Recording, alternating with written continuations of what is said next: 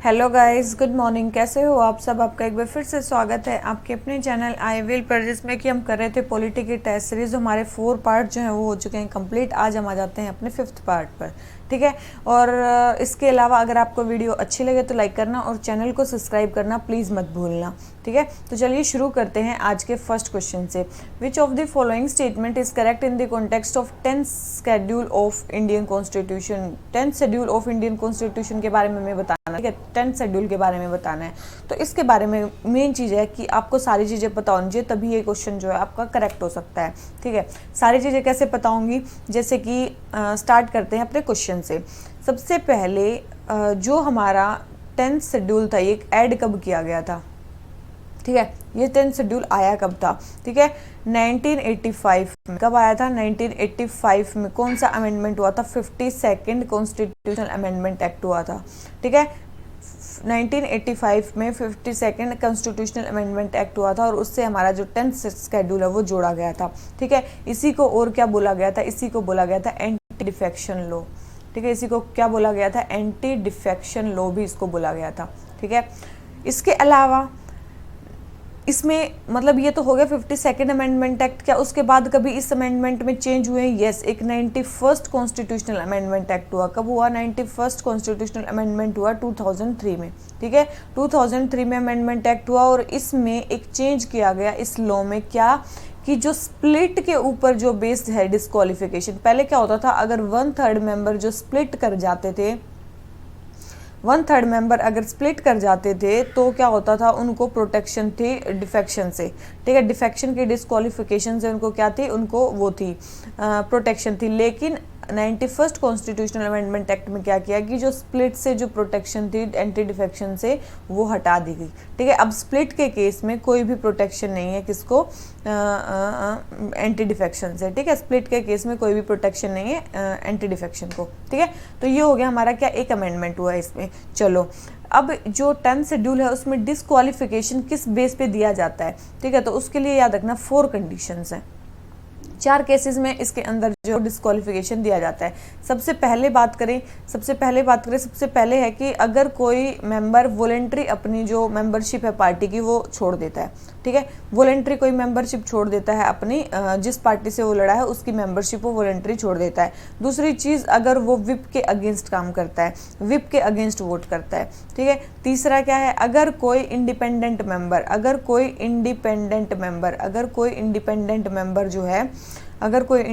Member किसी भी political party को ज्वाइन कर लेता है इलेक्शन के बाद, कोई भी इंडिपेंडेंट मेंबर अगर वो किसी पॉलिटिकल पार्टी को ज्वाइन कर लेता है इलेक्शन के बाद, तो वो क्या हो जाएगा? डिस्क्वालीफाई माना जाएगा। और फिर है फोर्थ क्या है, अगर कोई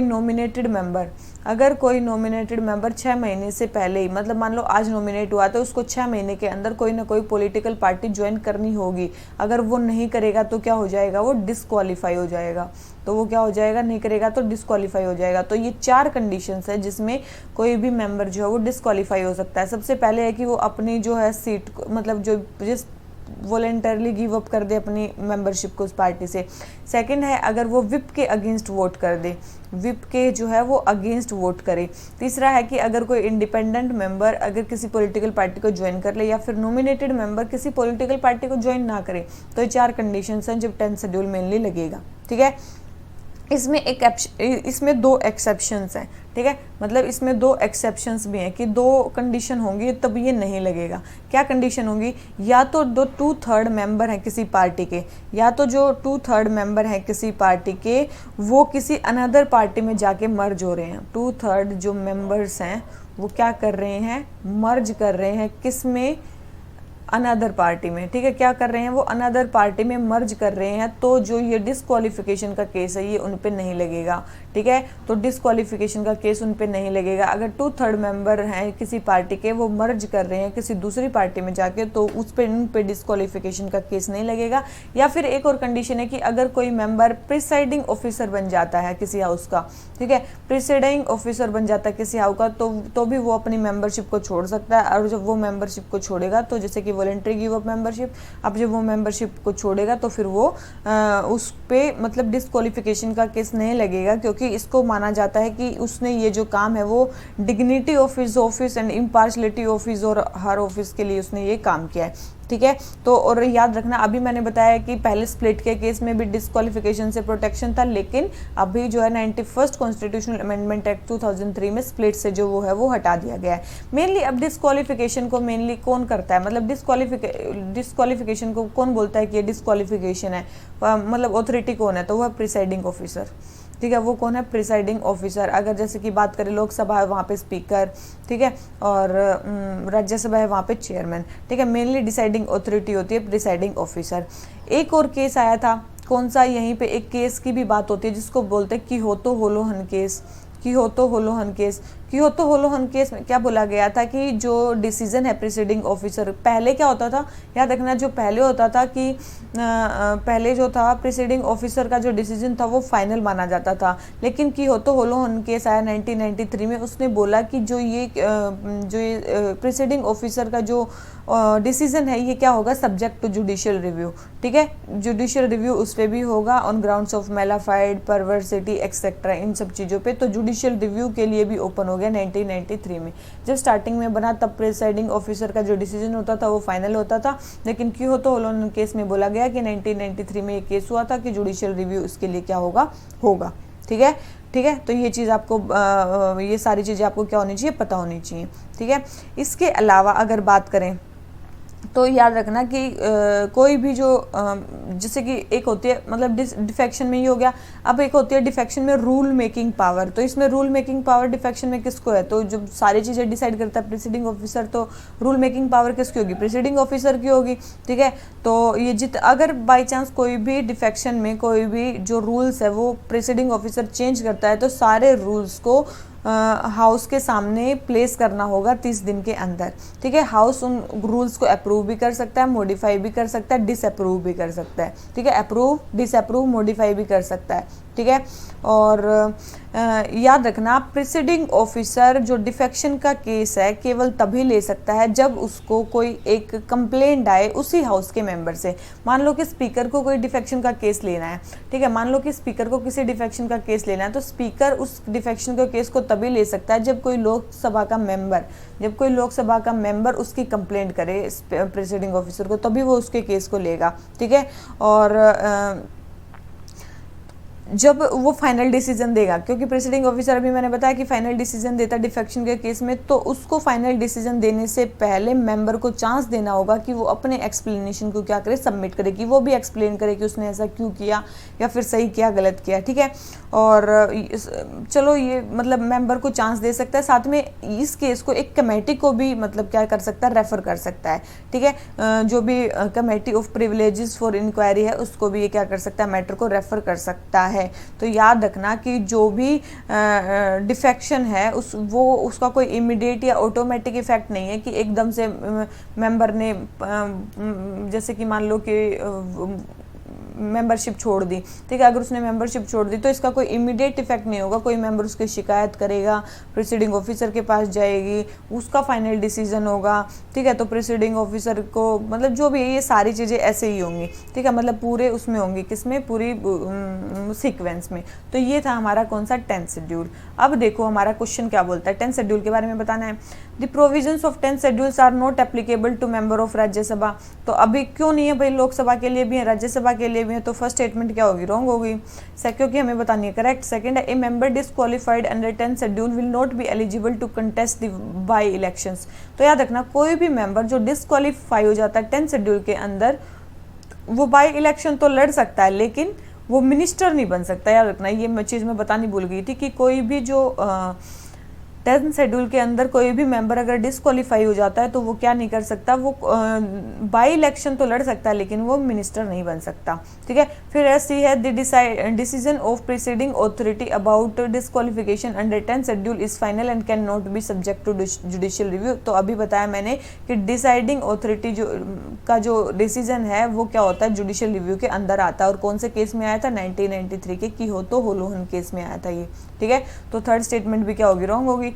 फोर्थ पे आ जाते हैं, the questions of disqualification under the 10th schedule is decided by preceding officer of the house. तो ये स्टेटमेंट बिल्कुल करेक्ट है कि जो डिसीजंस है डिस्क्वालिफिकेशन के उनको कौन डिसाइड करता है, प्रिसीडिंग ऑफिसर। अगर आपको इसके बारे में सारी चीजें पता है तो आप इस क्वेश्चन को कर लोगे, अगर नहीं पता है तो आप इस क्वेश्चन को नहीं कर पाओगे, इसलिए मैंने इसमें इतना टाइम लगाया है, अपना टाइम जो ठीक है। तो अब कभी भी इसके बारे में कोई क्वेश्चन आएगा तो अब मैं आगे नहीं करवाऊंगी। तो क्वेश्चन नंबर हमारा कंप्लीट। आ जाते हैं क्वेश्चन नंबर सेकंड पे। आर्टिकल 358, आर्टिकल 359, ठीक है। आर्टिकल 358 देखो, नेशनल इमरजेंसी के बारे में मैंने बताया था और एक बताया था प्रेसिडेंट रूल के बारे में। पिछले लेक्चर्स में एक दो चीज़ें थोड़ी गलत हो गई थी मेरे से, मतलब बोलने में पता नहीं मैं क्या ही सोच रही थी, तो कुछ गलत हो गई थी, तो अभी मैं बता दूंगी वो चीज़ें, ठीक है। तो सबसे पहले है कि आर्टिकल 358 में मैंने बताया था कि नेशनल इमरजेंसी में जो हमारे फंडामेंटल राइट्स हैं वो अफेक्ट होते हैं। आर्टिकल 358 में क्या होता है, जो आर्टिकल 19 है वो कम्प्लीटली क्या हो जाता है, सस्पेंड हो जाता है, ठीक है, कंप्लीटली सस्पेंड हो जाता है। While article 359 suspends all other rights automatically. याद रखना, आर्टिकल 358 में आर्टिकल 19 तो कंप्लीटली सस्पेंड हो जाता है, लेकिन आर्टिकल 359 में जो अदर राइट्स हैं वो ऑटोमेटिकली सस्पेंड नहीं होते, प्रेसिडेंट इम्पावर हो जाता है, प्रेसिडेंट को पावर मिल जाती है उनको क्या करने की, सस्पेंड करने की। तो प्रेसिडेंट जिस भी को चाहेगा उसको क्या कर सकता है, सस्पेंड कर सकता है, एक्सेप्ट आर्टिकल 20 एंड 21, ठीक है। आर्टिकल 20 और 21 को बिना छेड़े वो सारी चीज़ें क्या कर सकता है, उनको सस्पेंड कर सकता है। तो प्रेसिडेंट को पावर मिल जाती है, वो ऑटोमेटिकली सस्पेंड नहीं होते हैं, लेकिन आर्टिकल 358 में वो आर्टिकली वो क्या हो जाता है, वो हो जाता है। तो फर्स्ट स्टेटमेंट क्या होगी हमारी, रॉन्ग, ठीक है। सेकंड है 359 extend to the entire country where as 358 में extend to the entire country और पार्ट ऑफ इट,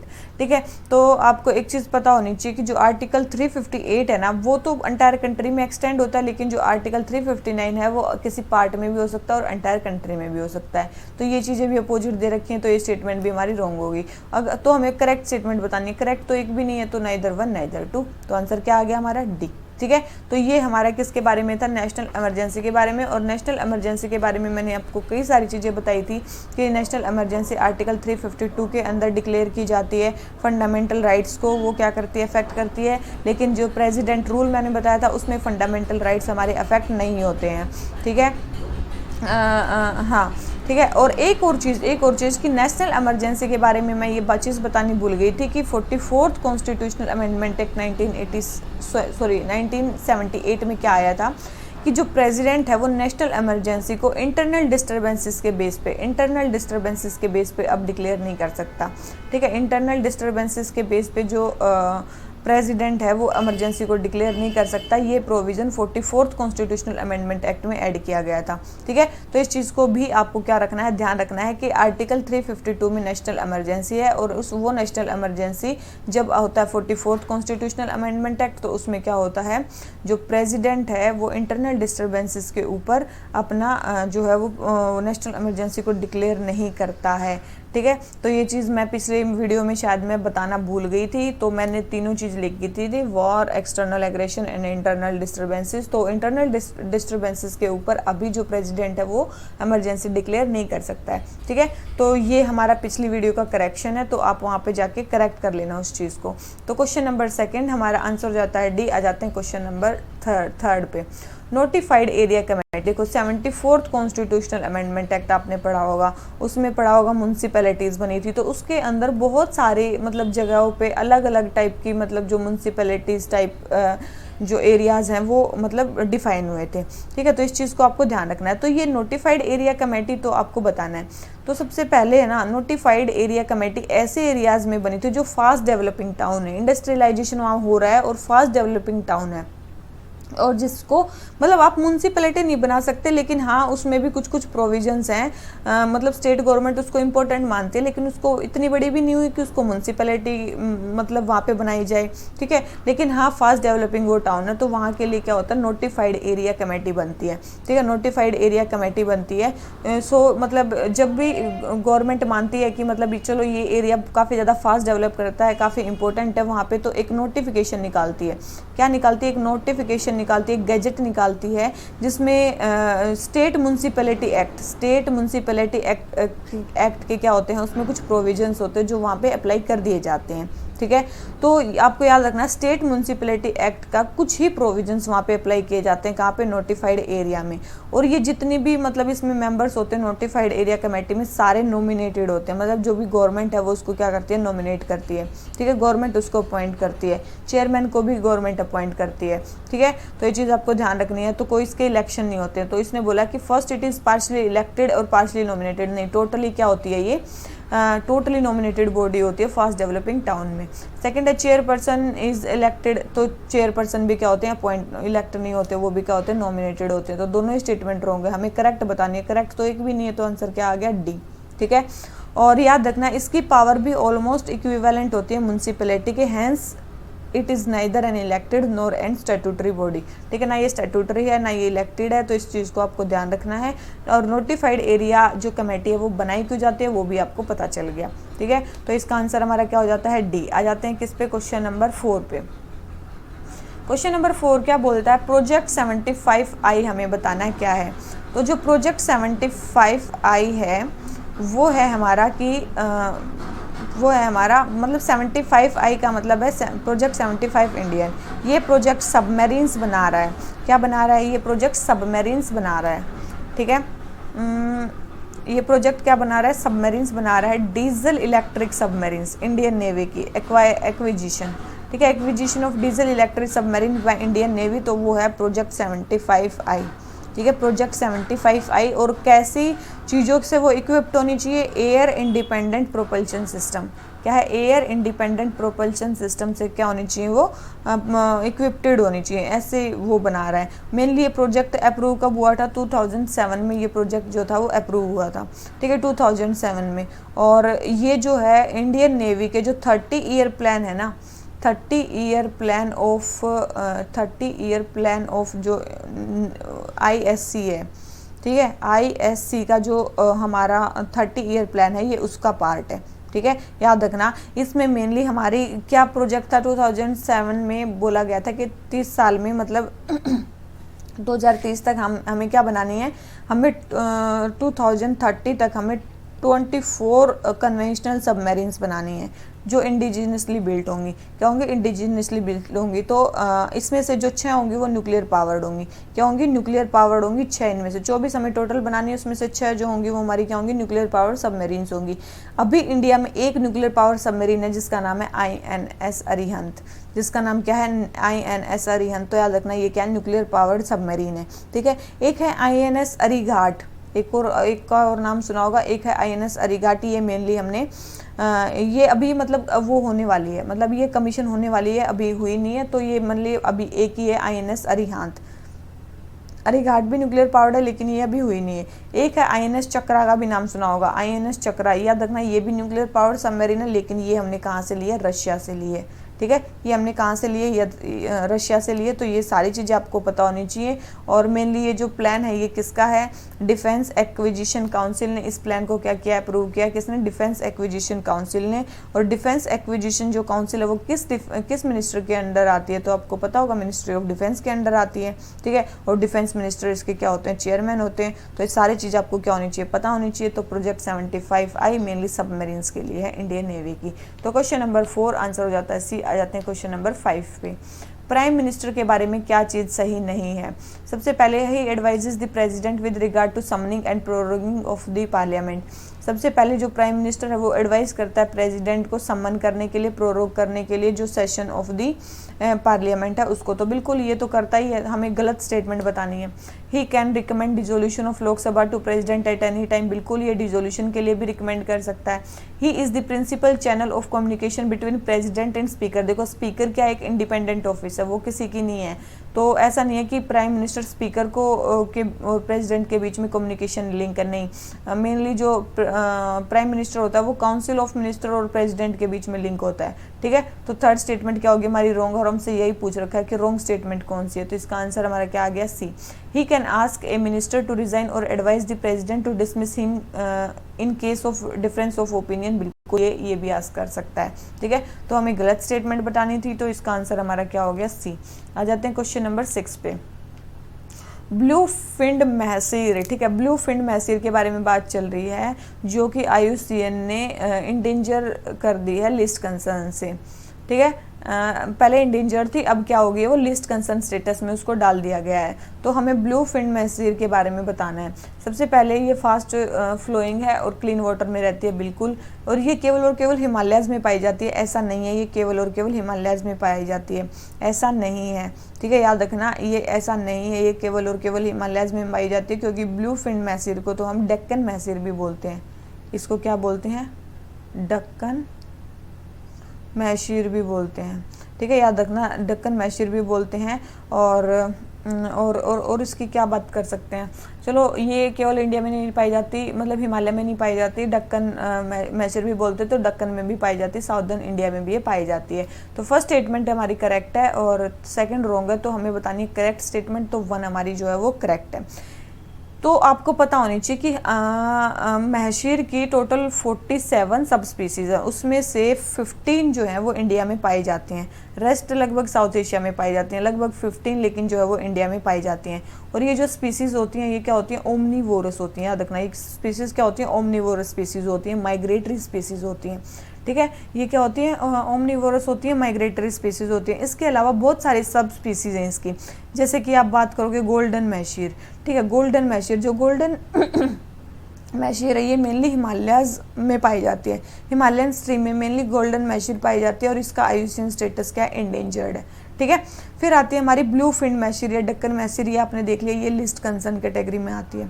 उसके बाद आती है हमारी रेड फिन्ड महसीर, ये मेनली सेंट्रल इंडिया में आती है, ठीक है। उसके बाद है हमारी ऑरेंज फिन्ड या फिर हम्प बैक महसीर, ये मेनली कहाँ पे पाई जाती है, कावेरी रिवर में पाई जाती है, और मेनली इसका जो IUCN स्टेटस है वो क्रिटिकली इंडेंजर्ड, ठीक है। तो आपको एक चीज़ ध्यान रखनी है, ऑरेंज फिन्ड महसीर या फिर हम्प बैक महसीर के लिए जिसका क्या है, क्रिटिकली इंडेंजर्ड स्टेटस है, ये आपको ध्यान रखना है, ठीक है, बहुत इंपॉर्टेंट है, इसका ही क्रिटिकली इंडेंजर्ड स्टेटस है।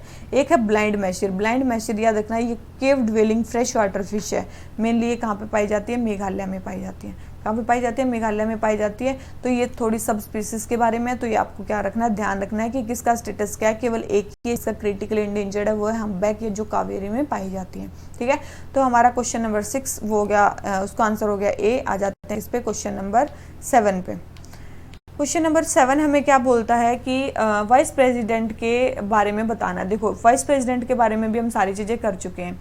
सबसे पहले है कि a formal impeachment is not required for his removal. तो ये स्टेटमेंट क्या है, बिल्कुल करेक्ट है, ठीक है, बिल्कुल करेक्ट है कि इसके लिए फॉर्मल इम्पीचमेंट की रिक्वायरमेंट नहीं है। He can be removed by resolution of Rajya Sabha passed by majority of all and then members of house agreed to by Lok Sabha. बिल्कुल, पहले मेजोरिटी ऑफ द राज्यसभा होनी चाहिए और उसके बाद एग्रीड बाय लोकसभा होना चाहिए। No ground has been mentioned in constitution for his removal. बिल्कुल इसके लिए कोई ग्राउंड भी नहीं बता रखा। इम्पीचमेंट, वाइस प्रेसिडेंट, प्रेसिडेंट दोनों का मैं बता चुकी हूँ, तो आंसर हो गया इसका क्या, सी। यहीं पे एक करेक्शन है, पिछली वीडियो में मैं जब प्रेसिडेंट का इम्पीचमेंट बता रही थी तो शायद मैंने वहाँ पे बता दिया कि हर एक हाउस को एब्सोल्यूट मेजोरिटी से पास करना पड़ेगा, तो लेकिन वो स्टेटमेंट रॉन्ग है। वहाँ पे मेनली एब्सोल्यूट मेजोरिटी से नहीं, स्पेशल मेजोरिटी से मतलब पास करना पड़ेगा हाउस को, ठीक है। तो यही वहाँ पे एक और करेक्शन है, ठीक है। पता नहीं मैं कैसे उस दिन एक दो चीज़ें मैंने गलत बोल दी, तो वहाँ पे एब्सोल्यूट मेजोरिटी नहीं, वहाँ पे क्या आएगी, हमारी स्पेशल मेजोरिटी होएगी, ठीक है। कौन सी मेजोरिटी होएगी, वहाँ पे हमारी स्पेशल मेजोरिटी होएगी। तो ये स्टेटमेंट आपको क्या रखनी है, ध्यान रखनी है, ठीक है। तो हमारा क्वेश्चन नंबर दिस हो जाता है कंप्लीट। क्वेश्चन नंबर 7 आ जाते हैं क्वेश्चन नंबर 8 पे। सेंट्रल काउंसिल ऑफ मिनिस्टर्स के बारे में बात करनी है। किसके बारे में, सेंट्रल काउंसिल ऑफ मिनिस्टर्स के बारे में। सबसे पहले है, a nominated member can be appointed as minister but within 6 month he must become a elected member of the either house of. देखो, किसी को भी सबसे पहले तो मिनिस्टर बनाया जा सकता है, चाहे वो हाउस का मेंबर हो चाहे ना हो, लेकिन उसको 6 महीने के अंदर क्या बनना पड़ेगा, उस हाउस का मेंबर बनना पड़ेगा, चाहे नॉमिनेशन से चाहे इलेक्शन से। ऐसा नहीं है कि उसको इलेक्शन लड़ना ही पड़ेगा, नॉमिनेशन से भी वो मेंबर बन सकता है। तो पहली स्टेटमेंट तो हमारी रॉन्ग हो गई, ठीक है, पहली स्टेटमेंट तो हमारी रॉन्ग हो गई। और सेकंड स्टेटमेंट क्या दे रखी है, ए minister who is member of one house of parliament has the right to speak and to take part in proceeding of the other। तो आपको पता है कोई भी मिनिस्टर किसी भी हाउस का मेंबर हो उसको बोलने का अधिकार या फिर दूसरे हाउस के प्रोसीडिंग्स में टेक पार्ट करने का अधिकार तो होता ही है। थर्ड है salaries and allowances of ministers are given in second schedule of Indian constitution. तो ये बोल रखा है कि जो भी सैलरीज एंड अलाउंसेज हैं मिनिस्टर्स की वो सेकंड शेड्यूल में दी गई हैं, शेड्यूल में दी गई हैं। तो ऐसा नहीं है, ऐसा नहीं है। सेकंड शेड्यूल में तो बहुत कम की दी गई है, उसमें इमोलमेंट्स सैलरीज हैं, बहुत सारी पोस्ट की हैं, लेकिन काउंसिल ऑफ मिनिस्टर की वहाँ पे मेंशन नहीं है। वहाँ पे किस किस की हैं सेकंड शेड्यूल में, किसकी सैलरीज इमोलमेंट्स के बारे में लिखा गया। तो याद रखना, देखो एक तो प्रेसिडेंट, गवर्नर, ठीक है, उसके बाद हैं स्पीकर या फिर आप मान सकते हो डिप्टी स्पीकर ऑफ लोकसभा और स्टेट लेजिस्लेटिव असेंबली का भी मान लो, ठीक है। उसके अलावा जो चेयरमैन होते हैं, फिर डिप्टी चेयरमैन राज्यसभा के और state legislative assembly, state legislative council के भी जो होते हैं। उसके बाद सुप्रीम कोर्ट जजेस या फिर हाई कोर्ट जजेस की भी उसमें इन्वॉल्वमेंट्स होती है। और उसके बाद होती है हमारे कैग। ये 5 होते हैं जिनकी वहाँ पे मेंशन है, ठीक है। President, speaker, chairman, supreme court जजेस, हाई कोर्ट जजेस और कैग, ठीक है। ये 5 पोस्ट को याद रखना। केवल इन्हीं की जो सैलरीज हैं ये सेकंड शेड्यूल में मेंशन है और कोई भी मेंशन नहीं है। तो थर्ड स्टेटमेंट क्या होगी हमारी, रॉन्ग होगी। थर्ड स्टेटमेंट हमारी रॉन्ग होगी, फर्स्ट स्टेटमेंट हमारी रॉन्ग होगी। तो आंसर हमारा क्या हो गया, सी, ठीक है। आंसर हमारा क्या हो गया, सी। तो याद रखना जो भी मैंने बोला है कि 6 महीने के कोई भी किसी भी आदमी को मिनिस्टर बनाया जा सकता है। जैसे कि मान लो आप हो, ठीक है, आप अगर लोकसभा के लिए, लोकसभा में जो भी है आपके लिए 25 ईयर एज चाहिए, तो आप अगर 26 ईयर्स के भी हो तो आपको मान लो कि कोई मिनिस्टर बना दिया। लेकिन 6 महीने के अंदर या तो आपको बाई नॉमिनेशन या फिर बाई इलेक्शन आपको क्या होना पड़ेगा, हाउस का मेंबर बनना पड़ेगा, नहीं तो आपकी जो मिनिस्टर की जो पोस्ट है वो क्या हो जाएगी, हटा दी जाएगी, ठीक है। तो ये मेन प्रोविजन है। तो क्वेश्चन नंबर जो हमारा 8 हो जाता है वो हो जाता है कंप्लीट। आ जाते हैं किस पे, क्वेश्चन नंबर 9 पे। एक पायरोस्ट्रिया लालजी की एक नई स्पीसीज मिली है, तो वो कहाँ पे मिली है, तो याद रखना वो कहाँ पे मिली है, हमारे अंडमान एंड निकोबार में मिली है, ठीक है। कहाँ पे मिली है, वो हमारे अंडमान एंड निकोबार में मिली है। और मेनली ये कहाँ पे पाई जाती है, मेडागास्कर में पाई जाती है, ठीक है। मेनली ये कहाँ पे पाई जाती है, इसका मेन जगह है मेडागास्कर में, ये मेनली पाई जाती है। और ये कौन सी फैमिली से बिलोंग करती है, याद रखना कॉफ़ी फैमिली से ये बिलोंग करती है, ठीक है। ये भी बहुत इंपॉर्टेंट चीज़ है कि ये मतलब किस चीज़ का प्लांट है, कॉफ़ी से ये मेनली बिलोंग करती है, ठीक है। तो ये हो गया हमारा क्वेश्चन नंबर। और याद रखना इसका जो आयुषियन स्टेटस है वो क्या है, क्रिटिकली इंडेंजर्ड है। क्या है, क्रिटिकली इंडेंजर्ड है। इसके अलावा उसी टाइम पे जहाँ पे पायरोस्ट्रिया लालजी मिली, उसी टाइम पे वहाँ पे एक नई पोकीवुड की स्पीसीज भी मिली थी, ठीक है। पोकीवुड की स्पीसीज भी मिली थी। पोकीवुड होता है एक स्ट्रॉन्ग स्मेलिंग प्लांट होता है जिसकी जो रूट होती है वो क्या होती है, पॉइजनस होती है, ठीक है। तो ये होता है पोकीवुड की एक नई स्पीसीज मिली थी जिसका नाम था रिविनिया एंडमानेसिस, ठीक है। तो ये भी वहाँ पे डिस्कवर हुई थी, तो ये चीज़ ध्यान रखनी है। तो रिविनिया एंडमानिस कहाँ पे, ये भी अंडमान निकोबार में डिस्कवर हुई है। ये पोकीवुड की स्पीसीज है और पायरोस्ट्रिया लालजी एक कॉफ़ी फैमिली से ये बिलोंग करती है, ठीक है। तो हमारा क्वेश्चन नंबर 9 हो जाता है कंप्लीट। आ जाते हैं क्वेश्चन नंबर 10 पे। Panchayat extension to schedule act 1996 के बारे में बताना है। सबसे पहले है it extend the provision related to panchayat to the tribal and schedule areas covered by 5th and 6th schedule. तो आपको पता होना चाहिए कि पीसा एक्ट केवल और केवल 5th शेड्यूल के एरियाज में पंचायत के जो एक्सटेंशंस हैं उनको वो करने के लिए आया था, ना कि 6th शेड्यूल में। तो फर्स्ट स्टेटमेंट क्या होगी हमारी, रॉन्ग होगी, ठीक है। हमें क्या बतानी है, रॉन्ग ही स्टेटमेंट बतानी है। तो इसका मतलब एक स्टेटमेंट तो हमारी कट गई। सेकंड है it aims to safeguard and preserve the customs and traditions of tribal communities. बिल्कुल ट्राइबल कम्युनिटीज़ की जो वो हैं उनको तो प्रोटेक्ट करने की कोशिश करेगा ये, तो ये स्टेटमेंट तो करेक्ट है। थर्ड है इसका ऑब्जेक्टिव है कि सेल्फ रूल लाना ट्राइबल पॉपुलेशन में, ये भी मेन मतलब पीसा एक्ट का मेन प्रोविजन ये भी है। तो सेकंड एंड थर्ड करेक्ट है, फर्स्ट रॉन्ग है और फर्स्ट रॉन्ग है, हमें रॉन्ग ही बतानी है। तो आंसर हमारा क्या हो गया, ए, ठीक है। आंसर क्या हो गया, ए। और याद रखना है पीसा के लिए जो नोडल एजेंसी है वो कौन सी है, मिनिस्ट्री ऑफ पंचायती राज। कौन सी है, मिनिस्ट्री ऑफ पंचायती राज जो है इसके लिए नोडल एजेंसी है, ठीक है। तो क्वेश्चन नंबर 10 आंसर हो गया ए। आ जाते हैं क्वेश्चन नंबर 11 पे। डबल मेंबरशिप ऑफ पार्लियामेंट के बारे में बताना है। अगर किसी पार्लियामेंट में कोई एमपी की डबल मेंबरशिप हो जाती है तो उसके बारे में वो क्या करे। सबसे पहले है a person elected to both houses of parliament. मान लो कि लोकसभा में भी और राज्यसभा में दोनों में वो इलेक्ट हो जाता है, तो must intimate with in 10 days in which house से डिजायर टू सर्व और हर सीट इन राज्यसभा बिकम वेकेंट। तो आपको याद रखना 10 दिन के अंदर आपको ये बताना होगा कि आपको किस हाउस का मेंबर बनना है। अगर आप नहीं बताओगे तो राज्यसभा से आपकी सीट जो है वो कट जाएगी। तो ये स्टेटमेंट क्या है, बिल्कुल करेक्ट है। सेकंड है, a sitting member of one house if elected to other house. मान लो कि कोई भी मेंबर लोकसभा का मेंबर है, वो राज्यसभा का भी मेंबर बन जाता है, तो याद रखना अगर वो कुछ नहीं बताता है तो उसकी जो फर्स्ट हाउस की सीट है वो क्या हो जाएगी, वेकेंट हो जाएगी। मतलब राज्यसभा की जो सीट है वो क्या हो जाएगी, वैकेंट हो जाएगी। ठीक है, तो यस, तो ये स्टेटमेंट क्या करेक्ट है। ठीक है, ये स्टेटमेंट क्या है हमारी, करेक्ट है। थर्ड है, a person elected to 2 seats in a house must exercise her opinion for one otherwise both seats become vacant. बिल्कुल, अगर जो दोनों हाउसेज में इलेक्ट हुआ है 2 सीट्स पे, ठीक है, याद रखना एक पर्सन जो इलेक्ट हुआ है 2 सीट्स पे हाउस, किसी भी हाउस में, तो याद रखना अगर वो अपना ऑप्शन नहीं बताता है तो उसकी दोनों सीट्स क्या होंगी, वैकेंट हो जाएंगी। तो ये चीज़ ध्यान रखना। मान लो कोई किसी ने 2 जगह से इलेक्शन लड़ा और वो दोनों जगह से जीत गया, तो उसको है ना पहले बताना पड़ेगा कि आप किस सीट से मेन आप MP रहना चाहते हो या जो भी रहना चाहते हो। अगर आपने नहीं बताया तो आपकी दोनों सीट्स जो है वो वैकेंट मानी जाएंगी। तो थर्ड भी स्टेटमेंट करेक्ट है। तो 11th का जो आंसर हो जाता है वो हो जाता है क्या, ए। ठीक है, तो ये सारी चीज़ों में क्या हो जाएगी, सीट जो है वो हमारी वैकेंट हो जाएगी। अब आ जाते हैं किस पे, एक और कंडीशन है। एक और कंडीशन क्या है, अगर कोई पर्सन दोनों हाउसेज ऑफ पार्लियामेंट में इलेक्ट होता है, ठीक है, और स्टेट मतलब हाउस ऑफ पार्लियामेंट में भी इलेक्ट हो जाता है और स्टेट लेजिस्लेचर में भी मतलब वो हो जाता है, इलेक्ट हो जाता है। ठीक है, तो याद रखना अगर उसने कुछ नहीं बताया तो स्टेट लेजिस्लेचर में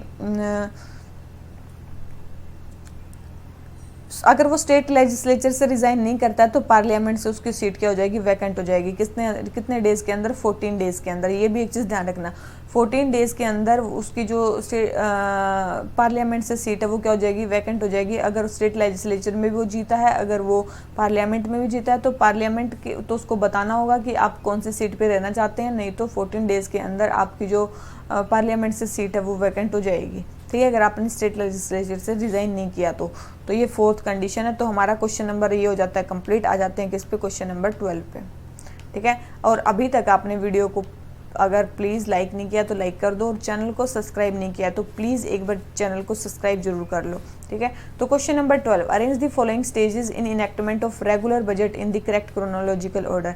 तो मेरे को आप एक चीज़ बताओ कि चलो हमें बताना है कि बजट में कौन कौन से क्रोनोलॉजिकल ऑर्डर में कैसे बजट बढ़ता है। ठीक है, चलो ये तो हम बता देंगे, लेकिन आप एक चीज़ बताओ कि मैंने कहीं पे एक चीज़ सुनी कि अच्छा टीचर वही होता है जो सारी चीज़ें आपको परोस के नहीं देता। मेन चीज़ है कि आपको क्वेश्चंस के साथ छोड़ देता है और आप उन क्वेश्चंस को खुद सर्च करते हो। लेकिन मैं तो आपके लिए सारा कुछ सर्च करके दे देती हूँ, तो क्या मैं एक गुड टीचर हूँ कि नहीं हूँ। ठीक है, तो मेरे को तो ये डायलेमा में मैं फंस चुकी हूँ कि मतलब कि क्या मेरे को सच में इतनी सारी मेहनत करके आपको देनी चाहिए, क्या आप उस लायक हो, और अगर नहीं देनी चाहिए तो क्यों नहीं देनी चाहिए। तो मेरे को कमेंट सेक्शन में ये कमेंट करके बताना। ठीक है, अभी तो जैसा मैं पढ़ा रही हूँ वैसा ही पढ़ाऊँगी। ठीक है, लेकिन आपके हिसाब से अगर मेरे को कोई क्वेश्चंस छोड़ के जाने हैं या कुछ करना है तो आप वो भी मेरे को कमेंट सेक्शन में बता सकते हो। ठीक है, ताकि आप भी कुछ सर्च करो, आपका भी जो माइंड है वो यूज़ होता रहे। तो चलिए देख लेते हैं हम रेगुलर बजट के बारे में कि किस किस क्रोनोलॉजिकल ऑर्डर में बढ़ता है। तो याद रखना सबसे पहले होती है प्रेजेंटेशन ऑफ बजट, फिर होता है जनरल डिस्कशन। ठीक है, फिर होती है हमारी स्क्रूटनी बाय डिपार्टमेंट्स। तो याद रखना फिर होती है हमारी स्क्रूटनी बाय डिपार्टमेंट्स, स्क्रूटनी होती है डिपार्टमेंट्स के द्वारा। फिर होती है voting on demand of grant. ठीक है, फिर होती है voting on demand of grant. फिर होती है हमारी पासिंग ऑफ एप्रोप्रिएशन बिल, और फिर होता है लास्ट में हमारा पासिंग ऑफ फाइनेंस बिल। ठीक है, फिर हमारा फाइनेंस बिल पास होता है। तो ये है हमारी सीक्वेंस। तो इसमें केवल 2 चीज़ नहीं बताई है, फाइनेंस बिल और स्क्रूटनी के बारे में। ठीक है, तो बिल्कुल जो वैसे देखा जाए तो सीक्वेंस में ही रख रखा है। तो 1 2 3 4, तो इसका आंसर हमारा क्या हो गया, सी। ठीक है, सीक्वेंस में ही रख रखा है। अब क्या आपको लग रहा है कि बजट जो नाम का जो नाम है बजट, वो क्या हमारे कॉन्स्टिट्यूशन में मेंशन है? बिल्कुल भी नहीं, कॉन्स्टिट्यूशन में हमारा बजट नाम का कुछ मेंशन है ही नहीं। ठीक है, वहाँ पे क्या लिखा हुआ है, एनुअल फाइनेंशियल स्टेटमेंट। क्या लिखा हुआ है, एनुअल फाइनेंशियल स्टेटमेंट, और वो भी कौन से आर्टिकल में लिखा हुआ है, आर्टिकल 112 में। कहाँ पे लिखा हुआ है, वो भी आर्टिकल 112 में लिखा हुआ है। ठीक है, कहाँ लिखा हुआ है, वो भी आर्टिकल 112 में लिखा हुआ है क्या, कि एनुअल फाइनेंशियल स्टेटमेंट है। ठीक है, और स्टेटमेंट में क्या क्या होता है याद रखना, स्टेटमेंट इस एनुअल फाइनेंशियल स्टेटमेंट में होता क्या क्या है। सबसे पहले एस्टिमेटेड क्या होते हैं, सबसे पहले तो एस्टिमेटेड रिसिप्ट्स और एक्सपेंडिचर क्या होते हैं, रिसिप्ट्स और एक्सपेंडिचर जो एस्टिमेटेड होते हैं गवर्नमेंट ऑफ इंडिया के किसी भी फाइनेंशियल ईयर में, सबसे पहले तो वो होते हैं एनुअल फाइनेंशियल स्टेटस में। और क्या क्या होता है, एस्टिमेट्स होते हैं, क्या होते हैं एस्टिमेट्स। अब रिसिप्ट्स और मतलब क्या मैंने क्या बताया था, रिसिप्ट्स और एक्सपेंडिचर। रिसिप्ट्स में आ जाते हैं एस्टिमेट्स, रिवेन्यू रिसिप्ट्स और कैपिटल रिसिप्ट्स के भी क्या एस्टिमेट्स रहेंगे किसी फाइनेंशियल ईयर में। उसके अलावा आ जाता है कि हमारे ways and means advances to raise revenue क्या क्या रहने वाले, वेज एंड मीन्स एडवांसेस क्या क्या रहने वाले हैं हमारे, ठीक है, रिवेन्यू को रेज करने के लिए। उसके अलावा हमारा जितने भी एक्सपेंडिचर के एस्टिमेट्स हैं, किसके एस्टिमेट्स, हमारे एक्सपेंडिचर के एस्टिमेट्स वो रहने वाले हैं।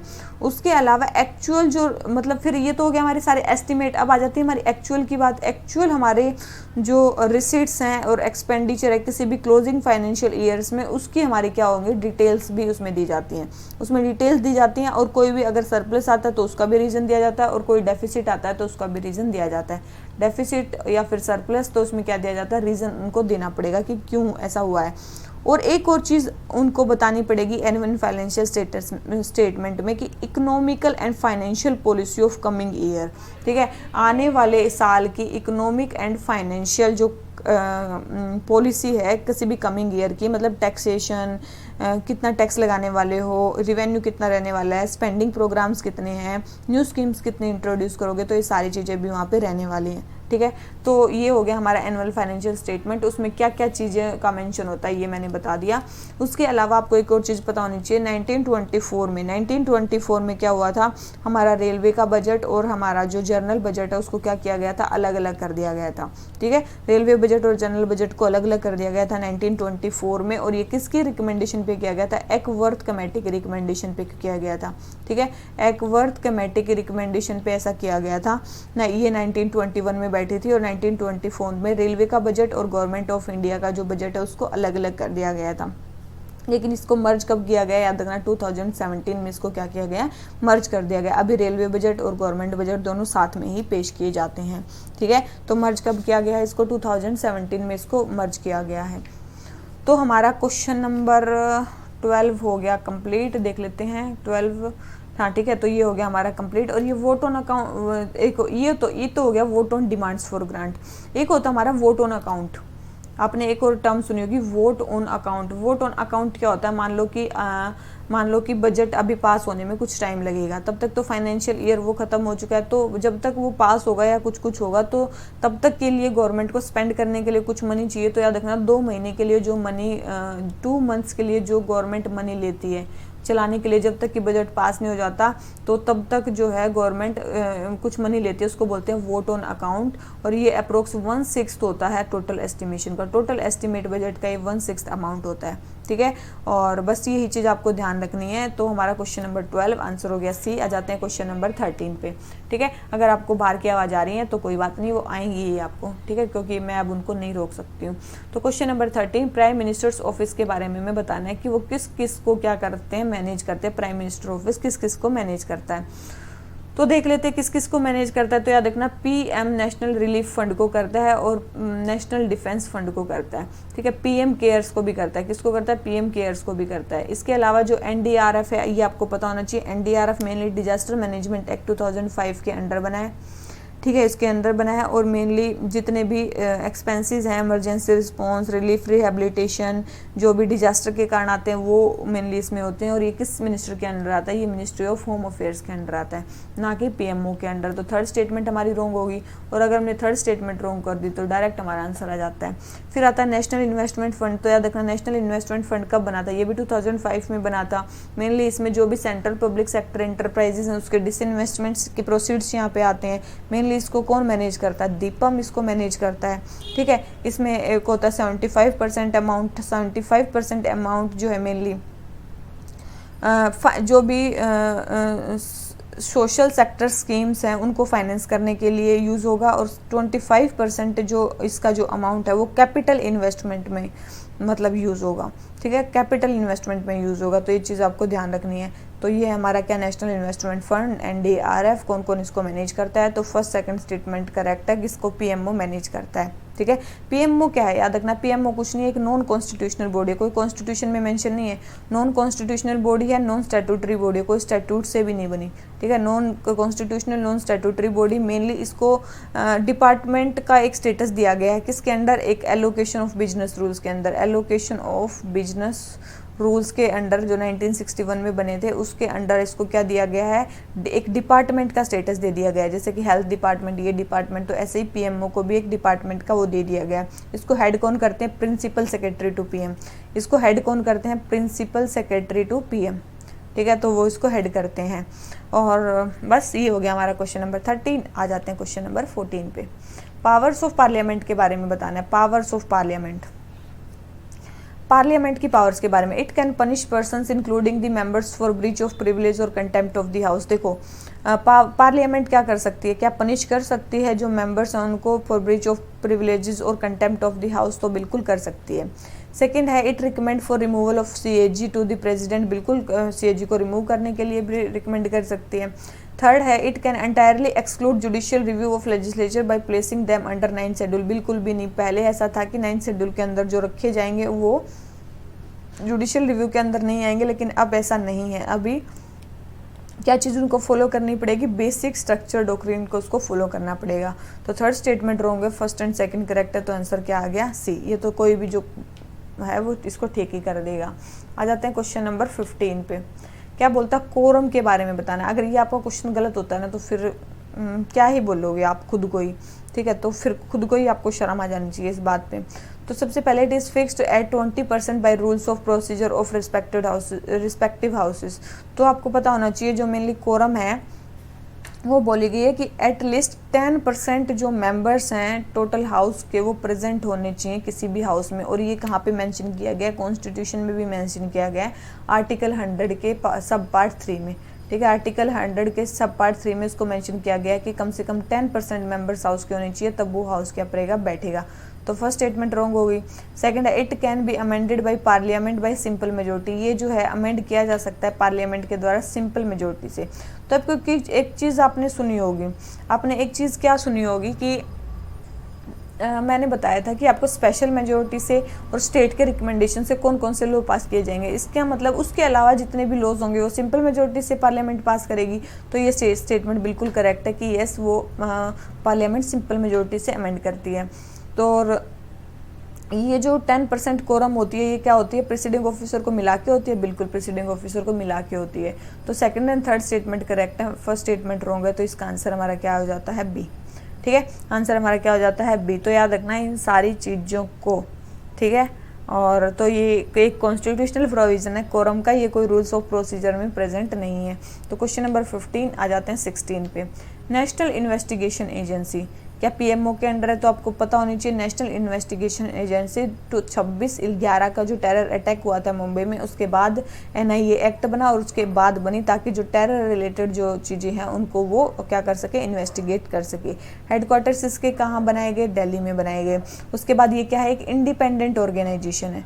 क्या है ये? एक इंडिपेंडेंट ऑर्गेनाइजेशन है, मिनिस्ट्री ऑफ होम अफेयर्स के अंडर आती है, ना कि PMO के अंडर। तो पहली स्टेटमेंट तो हमारी डायरेक्ट रॉन्ग होगी।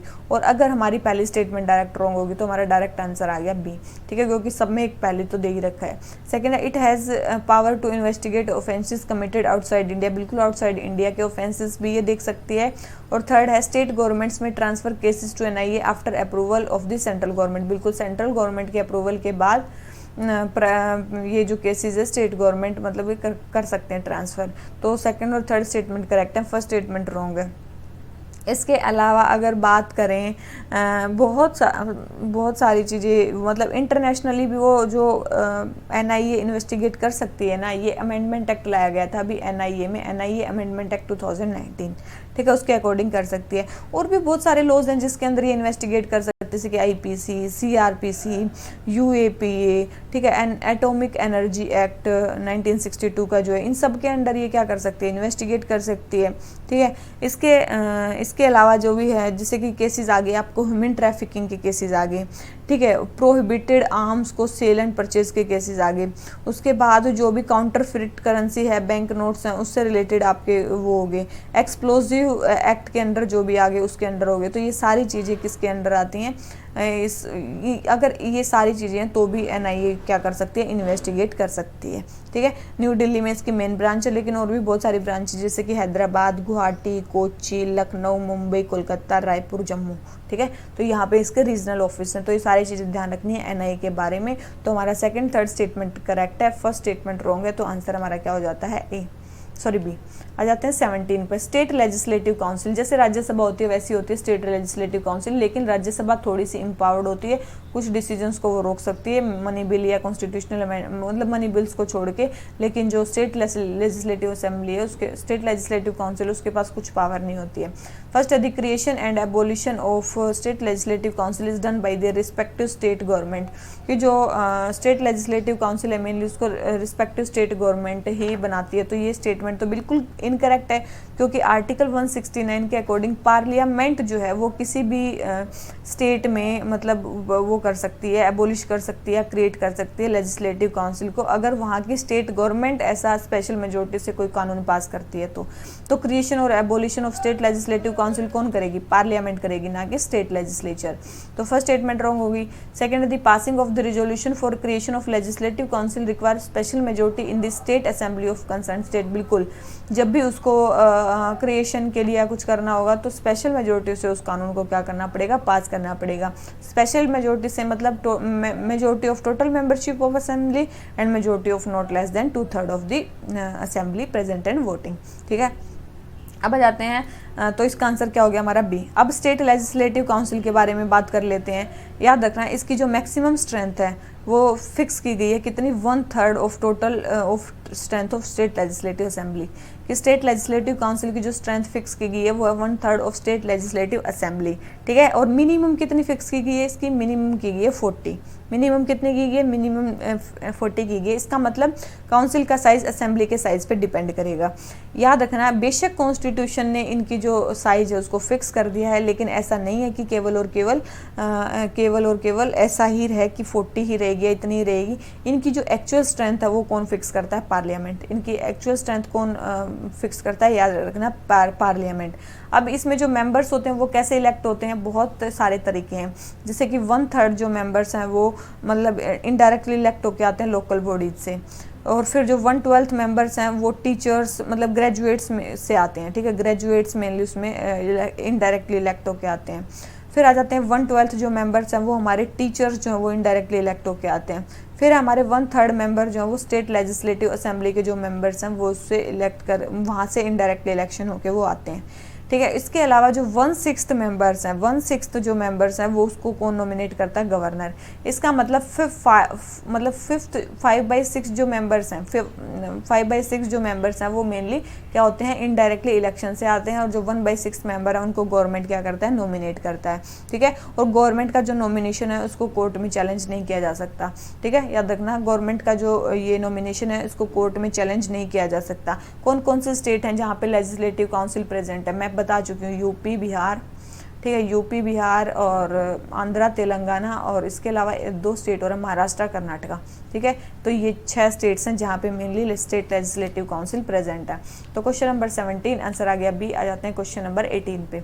This committee consider the matters of procedures and conduct of business in house and recommends necessary amendments to the rules of the speaker. देखो, रूल्स ऑफ द हाउस को क्या करती है, अमेंडमेंट या addition उसमें बताती है कि ये चीज़ होनी चाहिए। तो कौन सी कमेटी आपको लग रही है, और स्पीकर उसके चेयरमैन है, तो आपको पता होनी चाहिए कौन सी कमेटी है, रूल्स कमेटी है। आपको पता 3 कमेटीज़ में जो चेयरमैन होते हैं वो हमारे स्पीकर ही होते हैं। कौन से, general purpose committee, rules committee और बिजनेस एडवाइजरी कमेटी। ठीक है, इन तीनों में मतलब जो स्पीकर होते हैं वही हमारे एक्स ऑफिशियो चेयरमैन होते हैं, और मेनली रूल्स को कौन चेंज करेगी, तो रूल्स कमेटी करेगी। ठीक है, तो नॉर्मल सी चीज़ है, और बस हो गया हमारा। तो क्वेश्चन नंबर 18 का आंसर हो गया बी। आ जाते हैं किस पे, क्वेश्चन नंबर 19 पे। फिर आता president can be remove from office by process of impeachment. मैंने पहले ही बता दिया है, वॉयलेशन ऑफ द कॉन्स्टिट्यूशन जब होगा तब कर सकते हैं। तो क्या चीज़ सही नहीं है?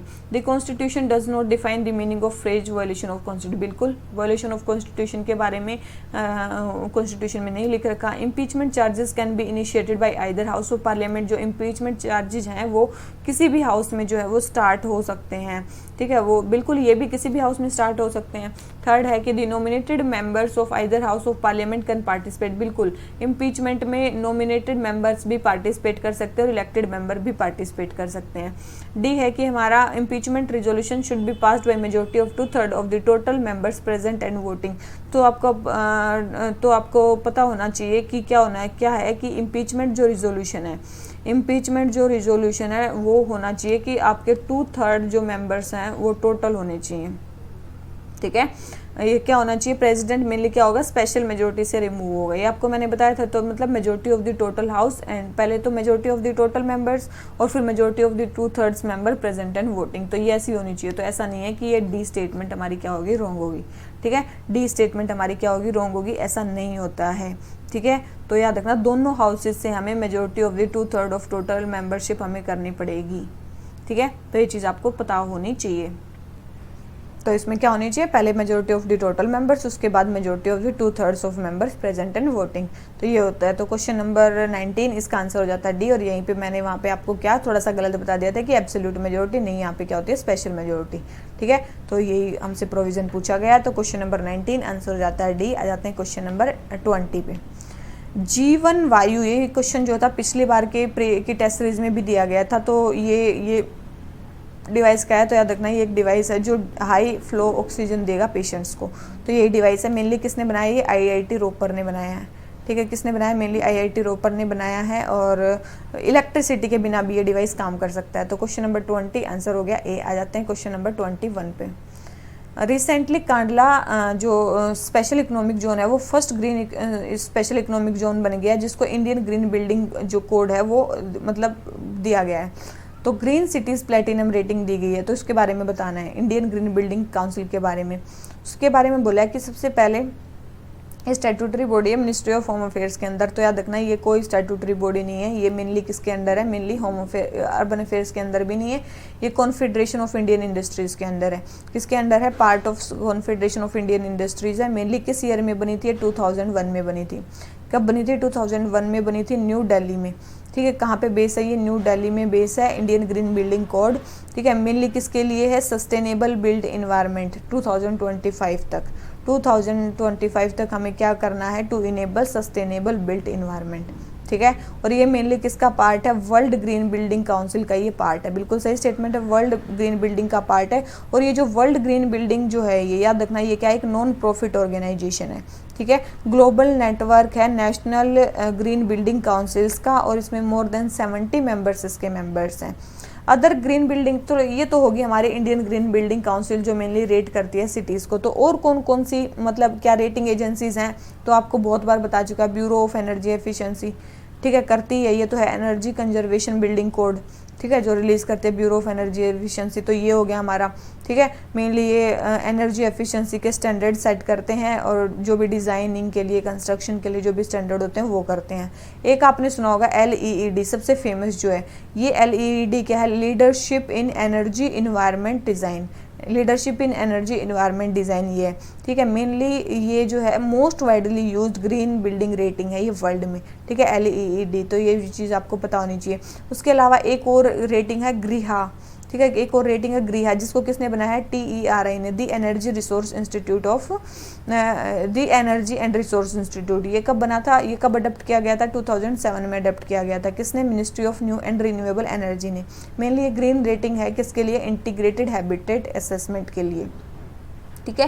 क्वालिटेटिव क्वांटिटेटिव दोनों टाइप के सेट में असेसमेंट इसमें की जाती हैं। तो क्वेश्चन नंबर हमारा ये वाला जो 21 हो जाता है वो जाता है कंप्लीट। बहुत सारी रेटिंग एजेंसीज हैं। अभी हमने पढ़ा इंडियन ग्रीन बिल्डिंग काउंसिल के बारे में। क्वेश्चन नंबर 21 आंसर हो गया बी। आ जाते हैं किस पे? क्वेश्चन नंबर बी हो गया ना इसका आंसर, क्योंकि फर्स्ट रॉन्ग है तो आंसर हो गया बी। आ जाते हैं किस पे? क्वेश्चन नंबर 22 पे। रिसेंटली देहिंग पटकई एक 7th नेशनल पार्क बना है, उसको अमेजन ऑफ द ईस्ट भी बोला जाता है, तो वो कहाँ पे है? देहिंग पटकई, ठीक है। तो याद रखना ये कहाँ पे है? असम में है। देहिंग पटकई कहाँ पे है? असम में। और 7th नेशनल पार्क है असम का। इसी को जयपुर रेन फॉरेस्ट भी बोलते हैं। अगर आ जाए जयपुर रेन फॉरेस्ट किसको बोला जाता है? तो जयपुर रेन फॉरेस्ट भी इसको बोला जाता है, ठीक है, जयपुर रेन फॉरेस्ट। और इसके अलावा अगर बात करें कौन से 2 डिस्ट्रिक्ट्स में ये आता है, तो आजकल तो डिस्ट्रिक्ट्स भी पूछने लगे। डिब्रूगढ़ और तिनसुकिया डिस्ट्रिक्ट में ये पाया जाता है, कि डिब्रूगढ़ और तिनसुकिया डिस्ट्रिक्ट में ये मेनली पाया जाता है। और यहाँ पे एक इंडेंजर्ड स्पीसीज है जिसका सबसे ज़्यादा यहाँ पे कंसंट्रेशन पाई जाती है, वो है white winged wood duck. White winged wood duck जो है यहाँ पे, ये इंडेंजर्ड स्पीसीज है जो यहाँ पे इसकी हाईएस्ट कंसंट्रेशन पाई जाती है, ठीक है। ये तो होगा हमारा 7th। इसका मतलब हमारा 6th कौन सा बना था? एक 6th भी रिसेंटली ही बना था, थोड़े दिन पहले, वो था रायमोना, ठीक है। रायमोना रिजर्व फॉरेस्ट जो था उसको भी क्या बना दिया गया था, मतलब नेशनल पार्क बनाया दिया गया था। तो ये हमारा 6th नेशनल पार्क था, ठीक है। और मेनली वेस्टर्न कोकराझार डिस्ट्रिक्ट में ये मेनली बनाया गया था। इसके अलावा पहले भी बहुत सारे वहाँ पे थे, जैसे कि काजीरंगा, मानस, नामेरी, ठीक है, Nameri national park, Orang national park और डिब्रूगढ़ नेशनल पार्क। तो ये सारे नेशनल पार्क वहाँ पे पहले ही प्रेजेंट थे, 5, काजीरंगा, मानस, नामेरी, ओरांग और डिब्रूगढ़, ठीक है। और काजीरंगा और मानस तो इन दो में से क्या है? यूनेस्को वर्ल्ड हेरिटेज साइट में आते हैं। किस में आते हैं? यूनेस्को वर्ल्ड हेरिटेज साइट में आते हैं। और काजीरंगा, मानस, नामेरी और ओरांग, ये 4 क्या हैं? ये तो 4 जो हैं टाइगर रिजर्व भी हैं, ये 4 टाइगर रिजर्व भी हैं। और ये 7 क्या है? नेशनल पार्क हैं, ठीक है। तो हमने सारी चीज़ें इसके बारे में देख ली हैं। क्वेश्चन नंबर 22, ठीक है। और याद रखना अभी आपको क्या चीज़ ध्यान रखनी है कि अभी जो असम है वहाँ पे वो 3rd लार्जेस्ट नेशनल पार्क वाला स्टेट बन गया है। पहला कौन सा है? याद रखना, पहला है एमपी जहाँ पे 12 नेशनल पार्क हैं, फिर हमारा अंडमान एंड निकोबार जहाँ पे 9 नेशनल पार्क हैं, और अब बन गया हमारा असम जहाँ पे क्या है? 7 नेशनल पार्क्स हैं, ठीक है। तो याद रखना 3rd लार्जेस्ट यहाँ पे नेशनल पार्क वाला जो स्टेट है वो हमारा क्या बन गया है? असम बन गया है। तो क्वेश्चन नंबर 22 आंसर हो गया सी। आ जाते हैं क्वेश्चन नंबर 23 पे। गवर्नर के बारे में बताना है। द कॉन्स्टिट्यूशन, क्या चीज़ सही नहीं है? पहली चीज़ यहाँ पे वो लगा लो star mark. The constitution provides for the appointment of same person as governor for 2 or more state. Constitution में बोला गया है कि जो सेम पर्सन है वो कहीं पे भी 2 स्टेट्स में क्या बन सकता है? वो गवर्नर बन सकता है, बिल्कुल बन सकता है। He can hold office during pleasure of president, बिल्कुल। The term of 5 year of office of governor is mention in the constitution, तो कॉन्स्टिट्यूशन में तो मेंशन है ही।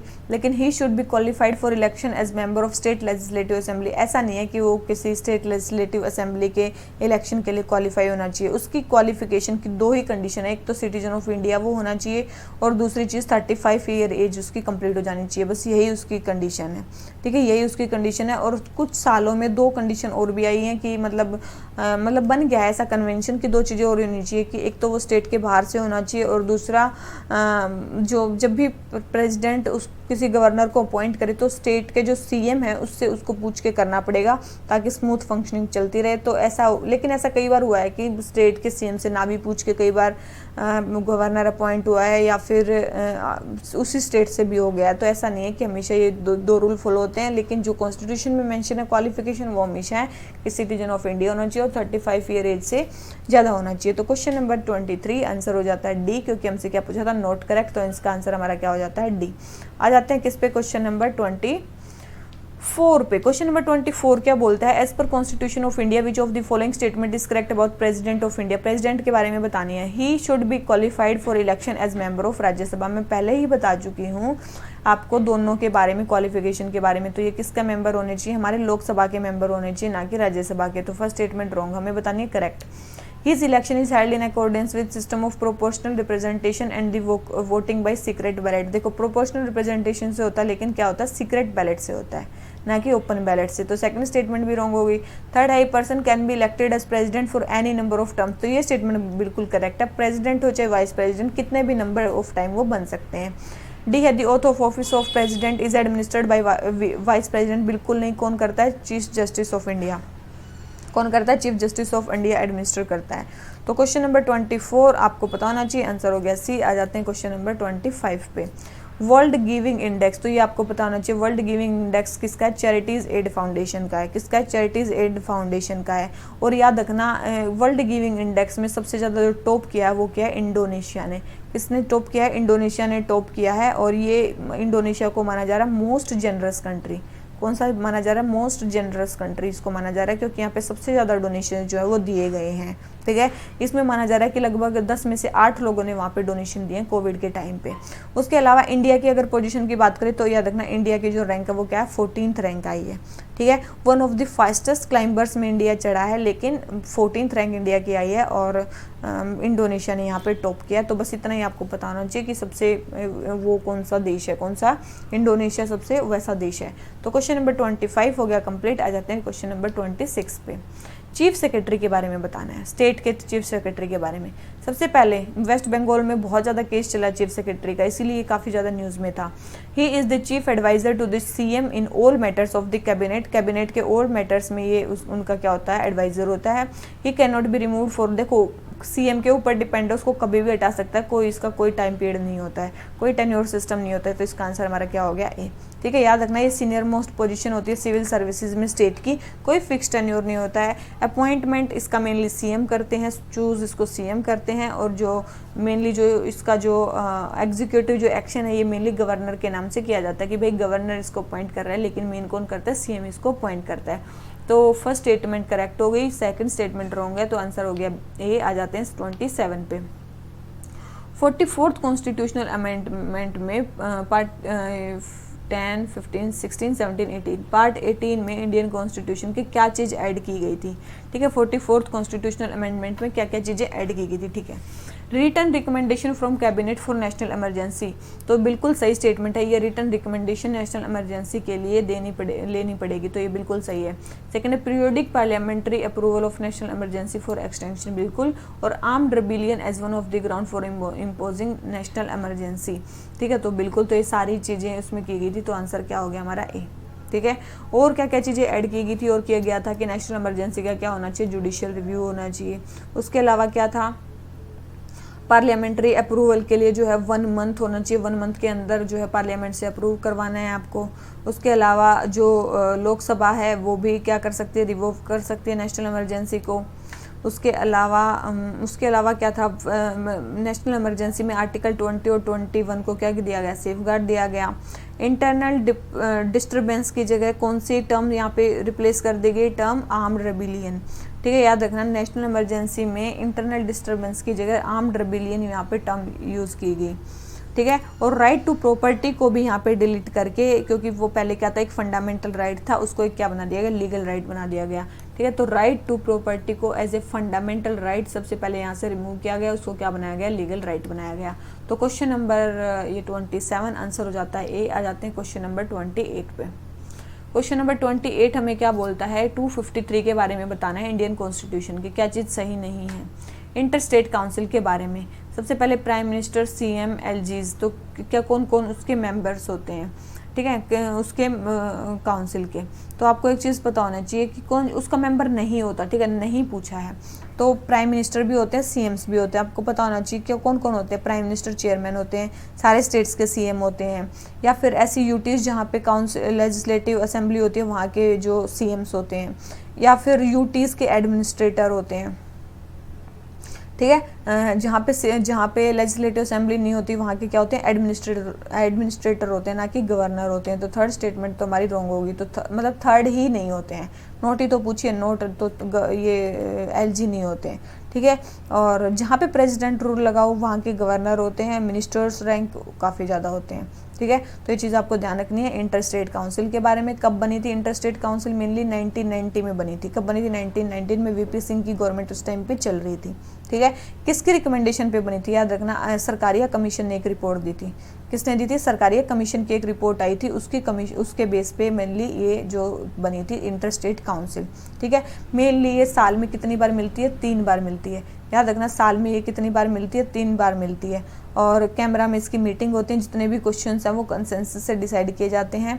और प्रेसिडेंट जो है वो कभी भी ऐसी काउंसिल को एस्टेब्लिश कर सकता है जब भी उसको लगे कि पब्लिक इंटरेस्ट उससे सर्व होगा। ठीक है, मेनली ये क्या होता है, रिकमेंडेटरी नेचर की होती है। किस नेचर की होती है, रिकमेंडेटरी नेचर की होती है। इसको मेनली असिस्ट कौन करता है, दो चीज़ें असिस्ट हैं। देख तो 1990 में तो ये बनी, 1991 में ही इसका एक सेक्रेटरीट बना दिया गया, इंटर स्टेट काउंसिल सेक्रेटरीट बना दिया गया इसका। उसके अलावा एक स्टैंडिंग कमेटी भी बनाएगी इसके लिए। क्या बनाएगी, एक स्टैंडिंग कमेटी जो इसके केसेस को क्या कर सके, इन्वेस्टिगेट कर सके। ठीक है, उस स्टैंडिंग कमेटी के मेंबर कौन कौन है, याद रखना, ये बहुत इंपॉर्टेंट है। मतलब इसके लिए स्टैंडिंग कमेटी बनेगी और उसके मेंबर कौन कौन है, तो इसके मेंबर कौन कौन है, तो याद रखना वो मेंबर हैं, एक तो है हमारे होम मिनिस्टर, कौन कौन है, एक तो है हमारे होम मिनिस्टर, एक है हमारे यूनियन के 5 कैबिनेट के जो मिनिस्टर हैं वो, और 9 CMs ये होते हैं इसके मेंबर स्टैंडिंग कमेटी के, इंटर स्टेट काउंसिल की स्टैंडिंग कमेटी। और ये बनी कब थी, 1996 में बनी थी। कब बनी थी, 1996 में बनी थी। और प्रेसिडेंट ने काफ़ी सारी ऐसी बना रखी हैं, जैसे कि central council of health and family welfare, central council of local government, for regional council for sales tax for north east west south zone. तो ये सारी चीज़ें बनाई थी। तो 28 का आंसर हो गया सी। आ जाते हैं क्वेश्चन नंबर 29 पे। ठीक है, ये था हमारे इंटर स्टेट काउंसिल के बारे में। Policy cut, economic cut, token cut. ठीक है, ये सारी चीज़ें हमें क्या क्या बोल रखी हैं, दे रखी हैं। अब देख लेते हैं। सबसे पहले हमारा पॉलिसी कट। पॉलिसी कट मतलब पॉलिसी को ही कट कर दो, 1 रुपये तक घटा दो उसकी जो भी डिमांड है उसको, तो बिल्कुल ये होता है सही दे रखा है। इकोनॉमी कट मतलब थोड़े से पैसे उसमें से, मतलब जितने भी पैसे घटा दो, the amount of demand be reduced by specific amount, बिल्कुल। टोकन कट मतलब 1 रुपये के मतलब जैसे, मतलब 10 रुपये जैसा मतलब रिड्यूस कर दो, सॉरी 100 रुपये जितना रिड्यूस कर दो। अमाउंट ऑफ डिमांड जो 100 रुपये रिड्यूस कर दो तो वो क्या बन जाएगी, टोकन कट। ठीक है, क्या बन जाएगी, टोकन कट। तो पॉलिसी कट में किसी भी पॉलिसी के पैसे 1 रुपये तक कम करने हैं, इकोनॉमिक कट में सिग्निफिकेंट अमाउंट कट करना है, और टोकन कट में 100 रुपये कट करने हैं। तो तीनों ही स्टेटमेंट इसके हमारी क्या है, करेक्ट है। तो इसका आंसर हमारा क्या हो गया, सी। ठीक है, इसका हमारा आंसर क्या हो गया, सी। और ये सारे कहाँ पे आते हैं, याद रखना, डिमांड ऑफ ग्रांट्स में आते हैं। यहाँ भी हमने पढ़ा था ना, डिमांड्स ऑफ ग्रांट्स। बजट को पेश करने में हमारी 7 स्टेजेस थी, उसमें एक थी डिमांड ऑफ ग्रांट्स के लिए वोटिंग करना, तो उसी में ही आते हैं हमारे ये सारे कट मोशंस। ठीक है, और ये याद रखना, डिमांड ऑफ ग्रांट्स जो होती हैं इन पे केवल और केवल कौन वोट कर सकता है, इसमें केवल और केवल लोकसभा वोट कर सकती है। ये राज्यसभा की प्रिविलेज नहीं है कि वो डिमांड ऑफ ग्रांट्स पे वोट करे, तो एक्सक्लूसिव प्रिविलेज है ये लोकसभा की। राज्यसभा पे इस पर कोई पावर नहीं होती है। और यहाँ पे केवल वोटेबल पार्ट जो है बजट का, उसी को ही वोट किया जा सकता है। कंसोलिडेटेड फंड ऑफ इंडिया पे इस पर वोट नहीं किया जा सकता। तो क्वेश्चन नंबर 29 इसका आंसर हो जाता है सी। आ जाते हैं क्वेश्चन नंबर 30 पे। क्वेश्चन नंबर 30 हमें क्या बोलता है, सेंट्रल काउंसिल ऑफ मिनिस्टर्स के बारे में बात करनी है। तो सबसे पहले है, the constitution does not classify categories of council of minister. देखो ये स्टेटमेंट बिल्कुल सही दे रखी है कि कॉन्स्टिट्यूशन में क्लासीफाई नहीं है कि कौन कौन से मिनिस्टर है, कैबिनेट है, कौन से हैं।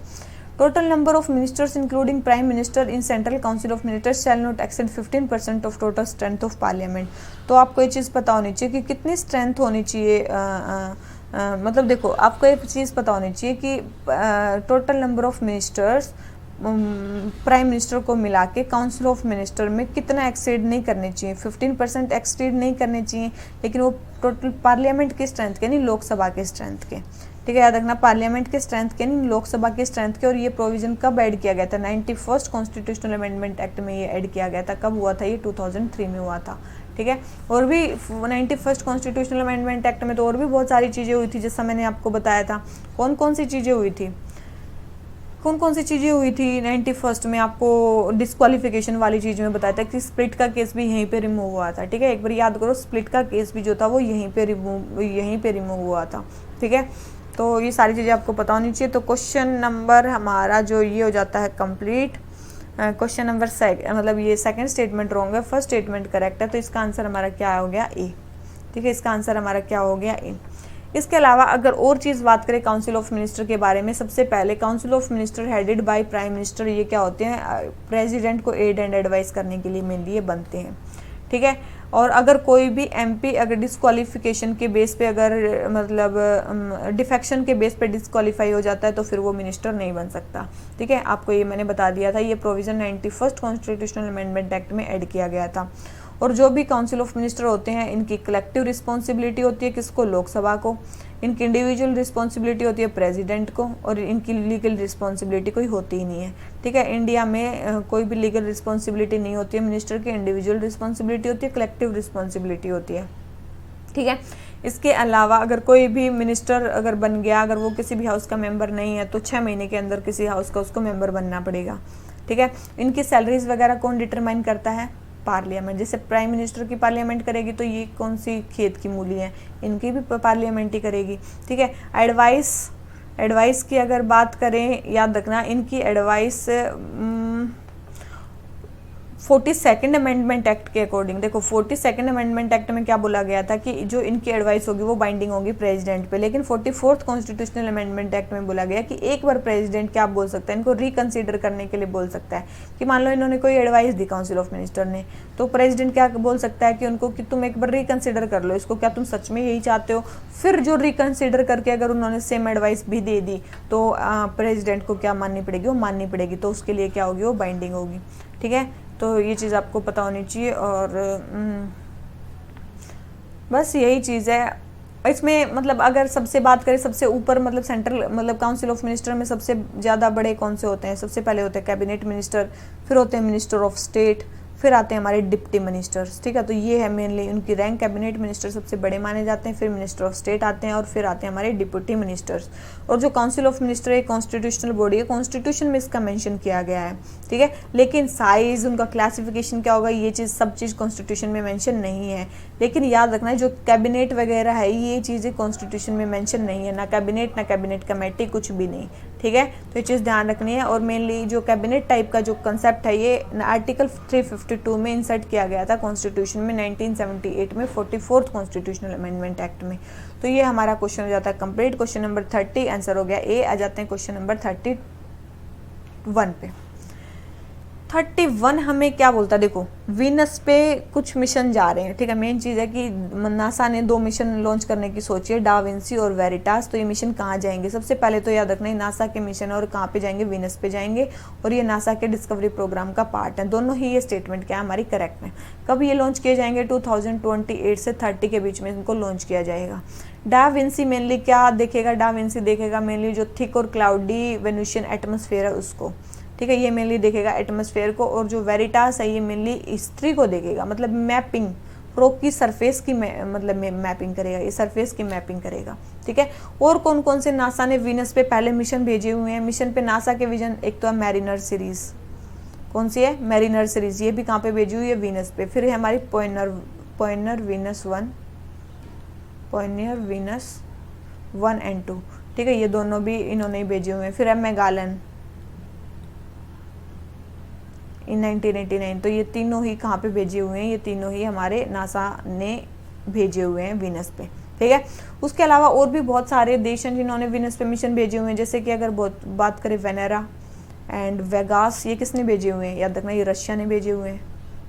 ठीक है, जापान ने भी क्या कोई भेजा हुआ वीनस पे? यस, मैं बता चुकी हूँ। और जो हमारे करंट अफेयर्स देख रहे होंगे उनको पता होगा, अकात्सुकी जो मेनली है वो 2015 में लॉन्च किया गया। ये कहाँ लॉन्च किया गया? जापान ने इसको लॉन्च किया। फिर आता है हमारा यूरोप ने भी वीनस पे लॉन्च किया रखा है, बिल्कुल। इसका नाम है वीनस एक्सप्रेस। क्या नाम है? वीनस एक्सप्रेस, जो 2005 में इन्होंने लॉन्च किया। इंडिया भी सोच रहा है लॉन्च करने के बारे में, जिसका नाम है शुक्रयान। क्या नाम है इसका? शुक्रयान। और 2024 में अप्रोक्स ये लॉन्च किया जाएगा। ठीक है, तो ये सारे ही मिशन हैं, याद रख लेना कौन कौन सी कंट्री कौन कौन सा मिशन लॉन्च कर रही है। 31 आंसर हो गया सी। आ जाते हैं क्वेश्चन नंबर 32 पे। प्रेसिडेंट की विटो पावर्स के बारे में बताना है। देखो भाई, प्रेसिडेंट की 4 मतलब नॉर्मल 4 विटो पावर्स होती हैं। ठीक है, नॉर्मली 4 विटो पावर्स होती हैं। उसमें से हमारे प्रेसिडेंट के पास 3 विटो पावर्स हैं। ठीक है, उनमें से हमारे प्रेसिडेंट के पास 3 विटो पावर्स है। सबसे पहले आती है क्वालिफाइड विटो, वो हमारे प्रेसिडेंट के पास नहीं है। तो ये स्टेटमेंट क्या बिल्कुल सही है। क्वालिफाइड विटो हमारे प्रेसिडेंट के पास नहीं है, ये स्टेटमेंट बिल्कुल सही है। तो क्वेश्चन नंबर 32 ये फर्स्ट तो सही है। सेकेंड है president has no veto power in respect to constitutional amendment bill. देखो कॉन्स्टिट्यूशनल अमेंडमेंट बिल के रिस्पेक्ट में हमारे प्रेसिडेंट के पास कोई भी जो है वो विटो नहीं है। ठीक है, तो ये भी स्टेटमेंट बिल्कुल आपको याद रखनी है कि हमारे कॉन्स्टिट्यूशनल अमेंडमेंट बिल के लिए कोई भी प्रेसिडेंट के पास वीटो नहीं है। थर्ड है the president does not possess A suspensive veto in case of money bill. तो ये स्टेटमेंट भी करेक्ट है कि हमारे प्रेसिडेंट के पास मनी बिल के केस में सस्पेंसिव वीटो नहीं है। तो ये स्टेटमेंट भी करेक्ट है। तो हमारे पास तीनों ही स्टेटमेंट करेक्ट हो गई हैं। ठीक है, तो हमारे पास तीनों ही स्टेटमेंट करेक्ट हो गई हैं। अब मैंने बोला था कि 4 हमारे प्रेसिडेंट के पास क्या, टोटल 4 वीटो होते हैं, उसमें से 3 वीटोज हमारे प्रेसिडेंट के पास हैं।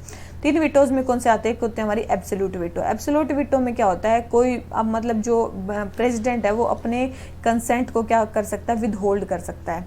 ठीक है, इसमें प्रेसिडेंट क्या कर सकता है? अपने कंसेंट को क्या कर सकता है? विद होल्ड कर सकता है, वहीं पे होल्ड करके रख सकता है। ठीक है, अगर ये विद होल्ड करके रख लिया तो बिल क्या हो जाएगा? एंड हो जाएगा और वो एक्ट कभी बनेगा ही नहीं। ठीक है, तो ये ऐसा कब कर सकता है प्रेसिडेंट? 2 केसेस में कर सकता है, या तो किसी प्राइवेट मेंबर बिल, मतलब कोई, या तो कोई प्राइवेट मेंबर बिल हो, ठीक है, या फिर कोई मतलब या फिर कोई ऐसा बिल वहाँ पे गया हो जो कैबिनेट ने, मतलब जिस कैबिनेट ने वो बिल भेजा था वो रिज़ाइन कर गई और न्यू कैबिनेट आई हो और वो एडवाइस कर रही है कि आपको ऐसा नहीं करना है, आपको इसको पास नहीं करना है, तो तब भी वो नहीं करेंगे, वो विद होल्ड कर लेंगे। तो ये होती है हमारी एब्सोल्यूट वीटो, जिसमें क्या करेंगे? प्रेसिडेंट विद होल्ड करेंगे। ठीक है, याद रखना, एब्सोल्यूट वीटो में जो हमारे प्रेसिडेंट है वो क्या करेंगे? विद होल्ड कर लेंगे। किसको? हमारे बिल्स को। फिर आती है हमारी क्या? Suspensive veto. ठीक है, दूसरी आती है हमारी कौन सी veto? Suspensive veto. Suspensive veto में प्रेसिडेंट क्या करेंगे? याद रखना, ये हमारी पार्लियामेंट को रिटर्न कर देंगे, बिल को क्या कर देंगे? रिटर्न कर देंगे। ठीक है, रिटर्न कर देंगे बिल को रिकंसिडरेशन के लिए। ठीक है, और लेकिन याद रखना, जब भी अगर पार्लियामेंट अगर बिल को दोबारा पास कर देती है, चाहे अमेंडमेंट चाहे बिना अमेंडमेंट के, तो उनके लिए ओब्लिगेटरी हो जाएगा कि वो अपनी क्या करें? कंसेंट दें ही दें। ठीक है, तो याद रखना कि हमारी जो प्रेसिडेंट की वीटो है, अगर दोबारा सेम ही मेजोरिटी से अगर पास कर दिया जाता है बिल, तो क्या हो जाती है? प्रेसिडेंट की पावर ओवरराइड हो जाती है, उसको वो काम करना ही पड़ेगा। ठीक है, ये करना ही पड़ेगा। लेकिन ऐसा किस में नहीं है? मनी बिल में ऐसा नहीं है। मनी बिल में ऐसा नहीं है। सस्पेंसिव वीटो मनी बिल के केस में हमारे प्रेसिडेंट के पास नहीं है। अभी हमने थोड़ी देर पहले पढ़ा, सस्पेंसिव वीटो मनी बिल के केस में इंडियन प्रेसिडेंट के पास नहीं है। इसका मतलब मनी बिल के केस में जो प्रेसिडेंट है, या तो उनको असेंट देना पड़ेगा या फिर वो विद होल्ड कर सकते हैं, लेकिन वो रिटर्न नहीं कर सकते। ठीक है, सस्पेंसिव में आपको क्या करना है? रिटर्न करना है। तो ये चीज़ ध्यान रखना, सस्पेंसिव में आपको रिटर्न करना है, रिटर्न आप कर नहीं सकते। तो इसका मतलब सस्पेंसिव वीटो मनी बिल के केस में आपके पास नहीं है। ठीक है, और फिर आती है हमारी एक तीसरी वीटो, जिसको बोलते हैं पॉकेट वीटो। जिसको क्या बोलते हैं? Pocket veto. पॉकेट वीटो का मतलब होता है ना आप रेक्टिफाई करो, ना आप रिजेक्ट करो, ना आप रिटर्न करो, कुछ नहीं करना। ना रेक्टिफाई करना, ना रिजेक्ट करना, ना रिटर्न करना, कुछ नहीं करना। ठीक है, सिंपली उसको पेंडिंग रखना है इनडेफिनेट पीरियड के लिए, कोई एक्शन ना लेना। ठीक है, कोई इसके लिए लिमिट भी नहीं है, टाइम लिमिट। तो आपको एक चीज़ पता होनी चाहिए कि एक हमारे होते हैं अमेरिकन प्रेसिडेंट, होते हैं इंडियन प्रेसिडेंट। तो इंडियन प्रेसिडेंट की पॉकेट वीटो क्या होती है? ज़्यादा होती है। ठीक है, तो ये चीज़ आपको ध्यान रखनी है। तो पॉकेट वीटो मतलब कुछ भी ना करना। एब्सोल्यूट वीटो मतलब विल्ड होल्ड कर देना उस बिल को। ठीक है, वो एक्ट ही नहीं बनेगा। और फिर सस्पेंसिव वीटो का मतलब होता है रिटर्न, मतलब रिटर्न कर देना बिल को। ठीक है, तो हमारा ये हो गया क्वेश्चन। तो प्रेसिडेंट के पास कॉन्स्टिट्यूशनल अमेंडमेंट बिल में कोई भी वीटो नहीं है। ठीक है, और कॉन्स्टिट्यूशनल अमेंडमेंट बिल के लिए प्रेसिडेंट को जो है अपना जो वो देना ही पड़ेगा। ये किस एक्ट में आया था? कॉन्स्टिट्यूशनल, ये आया था 24th कॉन्स्टिट्यूशनल अमेंडमेंट एक्ट में। ठीक है, उसके अलावा क्वालिफाई वीटो प्रेसिडेंट के पास है ही नहीं। स्टेट लेजिस्लेचर के केस में प्रेसिडेंट के पास सारे वीटोज़ हैं। एक चीज़ ध्यान रखनी है, स्टेट लेजिस्लेचर के केसेस में प्रेसिडेंट के पास सारे वीटो हैं। अब एक आप चीज़ ध्यान रखो, देखो मान लो कि ये हमारे प्रेसिडेंट हैं। ठीक है, हम वीटो की बात कर रहे हैं। ठीक है, अब सबसे पहले प्रेसिडेंट के पास आता है हमारा ऑर्डिनरी बिल, ऑर्डिनरी बिल्स। ठीक है, ये मेनली मान लो कि ये सेंट्रल लेजिस्लेचर का भी हो सकता है और ये स्टेट लेजिस्लेचर का भी हो सकता है। ठीक है, मेनली हम बात करें ऑर्डिनरी बिल की। अगर सेंट्रल लेजिस्लेचर में कोई ऑर्डिनरी बिल आता है तो रेक्टिफाई, रिजेक्ट और रिटर्न, 3 चीज़ें होती हैं। तो याद रखना, देखो सेंट्रल लेजिस्लेचर में ऑर्डिनरी बिल को प्रेसिडेंट रेक्टिफाई भी कर सकता है, रिजेक्ट भी कर सकता है, रिटर्न भी कर सकता है। स्टेट लेजिस्लेचर में अगर कोई ऑर्डिनरी बिल आता है, प्रेसिडेंट के पास जाता है, तो वो उसको रेक्टिफाई भी कर सकता है, रिजेक्ट भी कर सकता है, रिटर्न भी कर सकता है। ठीक है, ये चीज़ ध्यान रखनी है। उसके बाद आ गया हमारा कौन सा बिल? याद रखना, मनी बिल। कौन सा आ गया हमारा? Money bill. तो याद रखना, फिर हमारी 3 चीज़ें हैं, कौन सी? तो रेक्टिफाई, एक रिजेक्ट और एक हमारी रिटर्न। ठीक है, एक रिटर्न। तो ये देखो, अगर हमारा सेंट्रल लेजिस्लेचर है तो मनी बिल को जो प्रेसिडेंट है वो रेक्टिफाई कर सकता है, बिल्कुल, रिजेक्ट कर सकता है बिल्कुल, लेकिन रिटर्न नहीं कर सकता, सेम केस है, अगर कोई मनी बिल है इसका तो उसको रेटिफाई कर सकता है, रिजेक्ट कर सकता है, रिटर्न नहीं कर सकता। फिर आ जाता है हमारा क्या, constitutional amendment act. Constitutional amendment bill की बात करें तो याद रखना वो क्या कर सकता है, वो केवल और केवल रेटिफाई कर सकता है कॉन्स्टिट्यूशनल अमेंडमेंट बिल को। कौन, प्रेसिडेंट क्या कर सकता है, रेटिफाई ही कर सकता है ओनली, ना तो वो उसको रिजेक्ट कर सकता है और ना ही वो उसको क्या कर सकता है, रिटर्न कर सकता है। ये चीज़ आपको ध्यान रखना है, रिजेक्ट कर सकता है ना रिटर्न कर सकता है। और स्टेट लेजिस्लेचर में तो कॉन्स्टिट्यूशनल अमेंडमेंट एक्ट बिल आ ही नहीं सकता, ठीक है। स्टेट लेजिस्लेचर में तो कॉन्स्टिट्यूशनल अमेंडमेंट बिल आ ही नहीं सकता, और सेंट्रल लेजिस्लेचर में आ सकता है तो वो उसको रेटिफाई कर सकता है, रिजेक्ट नहीं कर सकता, रिटर्न नहीं कर सकता। तो ये जो टेबल है ये काफ़ी ज़्यादा इंपॉर्टेंट है, आप ध्यान रख लेना। तो प्रेसिडेंट की वीटोस पावर के बारे में हमारा ये क्वेश्चन हो जाता है कंप्लीट। आ जाते हैं किस पे, क्वेश्चन नंबर 32 हो गया कंप्लीट। आ जाते हैं क्वेश्चन नंबर 33 पे। क्वेश्चन नंबर 33 हमें क्या बोलता है कि एडजॉर्नमेंट, प्रोरोगेशन, एडजॉर्नमेंट सानेड है, सारे कर चुकी हूँ, अब नहीं करवाऊंगी मैं। एडजॉर्नमेंट का मतलब होता है किसी भी सिटिंग जो है वो स्पेसिफाइड टाइम के लिए सस्पेंड हो जाती है। प्रोरोग मतलब केवल हाउस सिटिंग ही नहीं, वो सेशन भी टर्मिनेट हो जाता है। और इनडेफिनेट पीरियड के लिए जब सिटिंग टर्मिनेट होती है उसको ये बोलते हैं। तो आंसर क्या हो गया, डी, ठीक है, क्योंकि सारी ही स्टेटमेंट क्या है, करेक्ट है। तो 33 हो गया कंप्लीट। आ जाते हैं 34 पे। क्वेश्चन नंबर 34 हमें क्या बोलता है, which of the following varieties of mango have been GI tag. GI tag किसको मिला हुआ है, तो याद रखना खिरास फाती और ये लक्ष्मण भोग जो है ये दो है वेस्ट बंगाल से, इन दोनों को मिला हुआ है। चौसा को नहीं मिला हुआ, चौसा को अभी नहीं मिला हुआ है, अभी ये गया हुआ है, मतलब मेन इसको आइडेंटिफाई किया जा रहा है, इसको नहीं मिला हुआ। फिर हमारा जरदालू, ठीक है, जरदालू जो है मेनली ये बिहार का है, जरदालू बिहार का है। और अल्फोंसो मेनली कहाँ का है, महाराष्ट्र का, इन दोनों को भी मिला हुआ है। तो आपको कौन सी स्टेटमेंट है, तो याद रखना 1 2 4 5 3 है, चौसा नहीं है। तो ये सारे को जीआई टैग मिला हुआ है, इसको नहीं मिला हुआ। तो बस ये हो गया क्वेश्चन। आ जाते हैं 35 पे। Panchayat, election to constitute panchayat shall be completed before the expiry of its duration 5 year, बिल्कुल 5 साल से पहले हो जाने चाहिए। In case of premature dissolution new panchayat remain in office only for the remaining period, बिल्कुल पंचायत अगर बीच में हट जाती है तो रिमेनिंग पीरियड के लिए रहती है। It shall not be necessary to hold election if remaining period of dissolve panchayat is, देखो मान लो कि पंचायत का पीरियड अभी 6 महीने से कम ही बचा है, तो इसका मतलब कोई नई इलेक्शन 6 महीने बाद होनी है, तो फिर वहाँ पे कोई इलेक्शन की जरूरत नहीं है। तो ये स्टेटमेंट भी क्या करेक्ट है। तो सारे स्टेटमेंट पंचायत के इलेक्शन के बारे में करेक्ट है। तो आंसर क्या आ गया हमारा, डी। आ जाते हैं किस पे, क्वेश्चन नंबर 36 पे। Which of the following parameters minister of state and cabinet ministers are equivalent. देखो मिनिस्टर ऑफ स्टेट अभी बताया था, सबसे बड़े होते हैं कैबिनेट मिनिस्टर, फिर होते हैं मिनिस्टर ऑफ स्टेट और फिर होते हैं डिप्टी मिनिस्टर्स, ठीक है। तो कहाँ पे जो कैबिनेट और मिनिस्टर ऑफ स्टेट है वो क्या होते हैं, इक्विवेलेंट होते हैं, ये बोल रहे हैं, ठीक है। तो याद रखना किस में होते हैं, ओथ, रिमूवल, अकाउंटेबिलिटी, तीनों ही चीज़ों में वो क्या होते हैं, सेम होते हैं। ओथ सबको सेम दी जाती है, रिमूवल सबका सेम होता है, और अकाउंटेबिलिटी सारे क्या होते हैं, लोकसभा को रिस्पॉन्सिबल होते हैं। तो आंसर क्या आ गया हमारा, ए। आ जाते हैं कुछ पे, क्वेश्चन नंबर 37 पे। ओपेक प्लस के बारे में बताना है। सबसे पहले तो ओपेक की कंट्री प्लस कुछ और कंट्रीज, ऐसे नेशंस मिलके बनते हैं। तो इसमें बोला है कि कौन ओपेक के मेंबर नहीं है, ठीक है, कौन ओपेक के मेंबर नहीं है। तो ओपेक प्लस के मेंबर नहीं है, तो सबसे पहले तो ओपेक के मेंबर भी होने चाहिए और कुछ अदर कंट्रीज भी हैं, ठीक है। तो हमें वो बताना है, रुको। तो ये देखो, ये है हमारी कौन सी कंट्रीज, ये है हमारी ओपेक कंट्रीज इधर हैं, और ये नॉन ओपेक कंट्रीज इधर हैं, ठीक है। तो ओपेक प्लस ये सारी कंट्रीज मिलके बनाते हैं। तो ये चीज़ ध्यान रखो। तो ओपेक नेशंस कौन कौन से हैं वो आपको पता चल गए। ये हैं Algeria, Angola, Congo, Equatorial Guinea, Gabon, Iran, Iraq, Kuwait, Libya, Nigeria, Saudi Arabia, UAE, Venezuela. Non OPEC में आते हैं Azerbaijan, Bahrain, Brunei, Kazakhstan, Malaysia, Oman, Russia, Sudan और साउथ सूडान। तो नॉन ओपेक कंट्रीज जो क्रूड ऑयल ओपेक के साथ मिलाते हैं उनको बोलते हैं ओपेक प्लस, मतलब OPEC plus non OPEC countries जो भी ऑयल को एक्सपोर्ट करते हैं, तो वो आते हैं सारे किसमें, ओपेक प्लस में, ठीक है। तो याद रखना आपको ओपेक क्या है, याद रखना ओपेक एक परमानेंट इंटर गवर्नमेंटल ऑर्गेनाइजेशन है। ये क्या है, परमानेंट है। दूसरी चीज़ क्या है, ये किससे बनी है, याद रखना ये 1960 में ये बनी है। कौन सी कॉन्फ्रेंस हुई थी, वहाँ पे हुई थी बगदाद कॉन्फ्रेंस। कौन सी हुई थी, वहाँ पे हुई थी बगदाद कॉन्फ्रेंस, उससे बनी है। ठीक है, तो इसके हेडक्वार्टर्स मेनली कहाँ पे, याद रखना वियना में इसके हेडक्वार्टर्स हैं, वियना ऑस्ट्रिया में इसके हेडक्वार्टर्स हैं।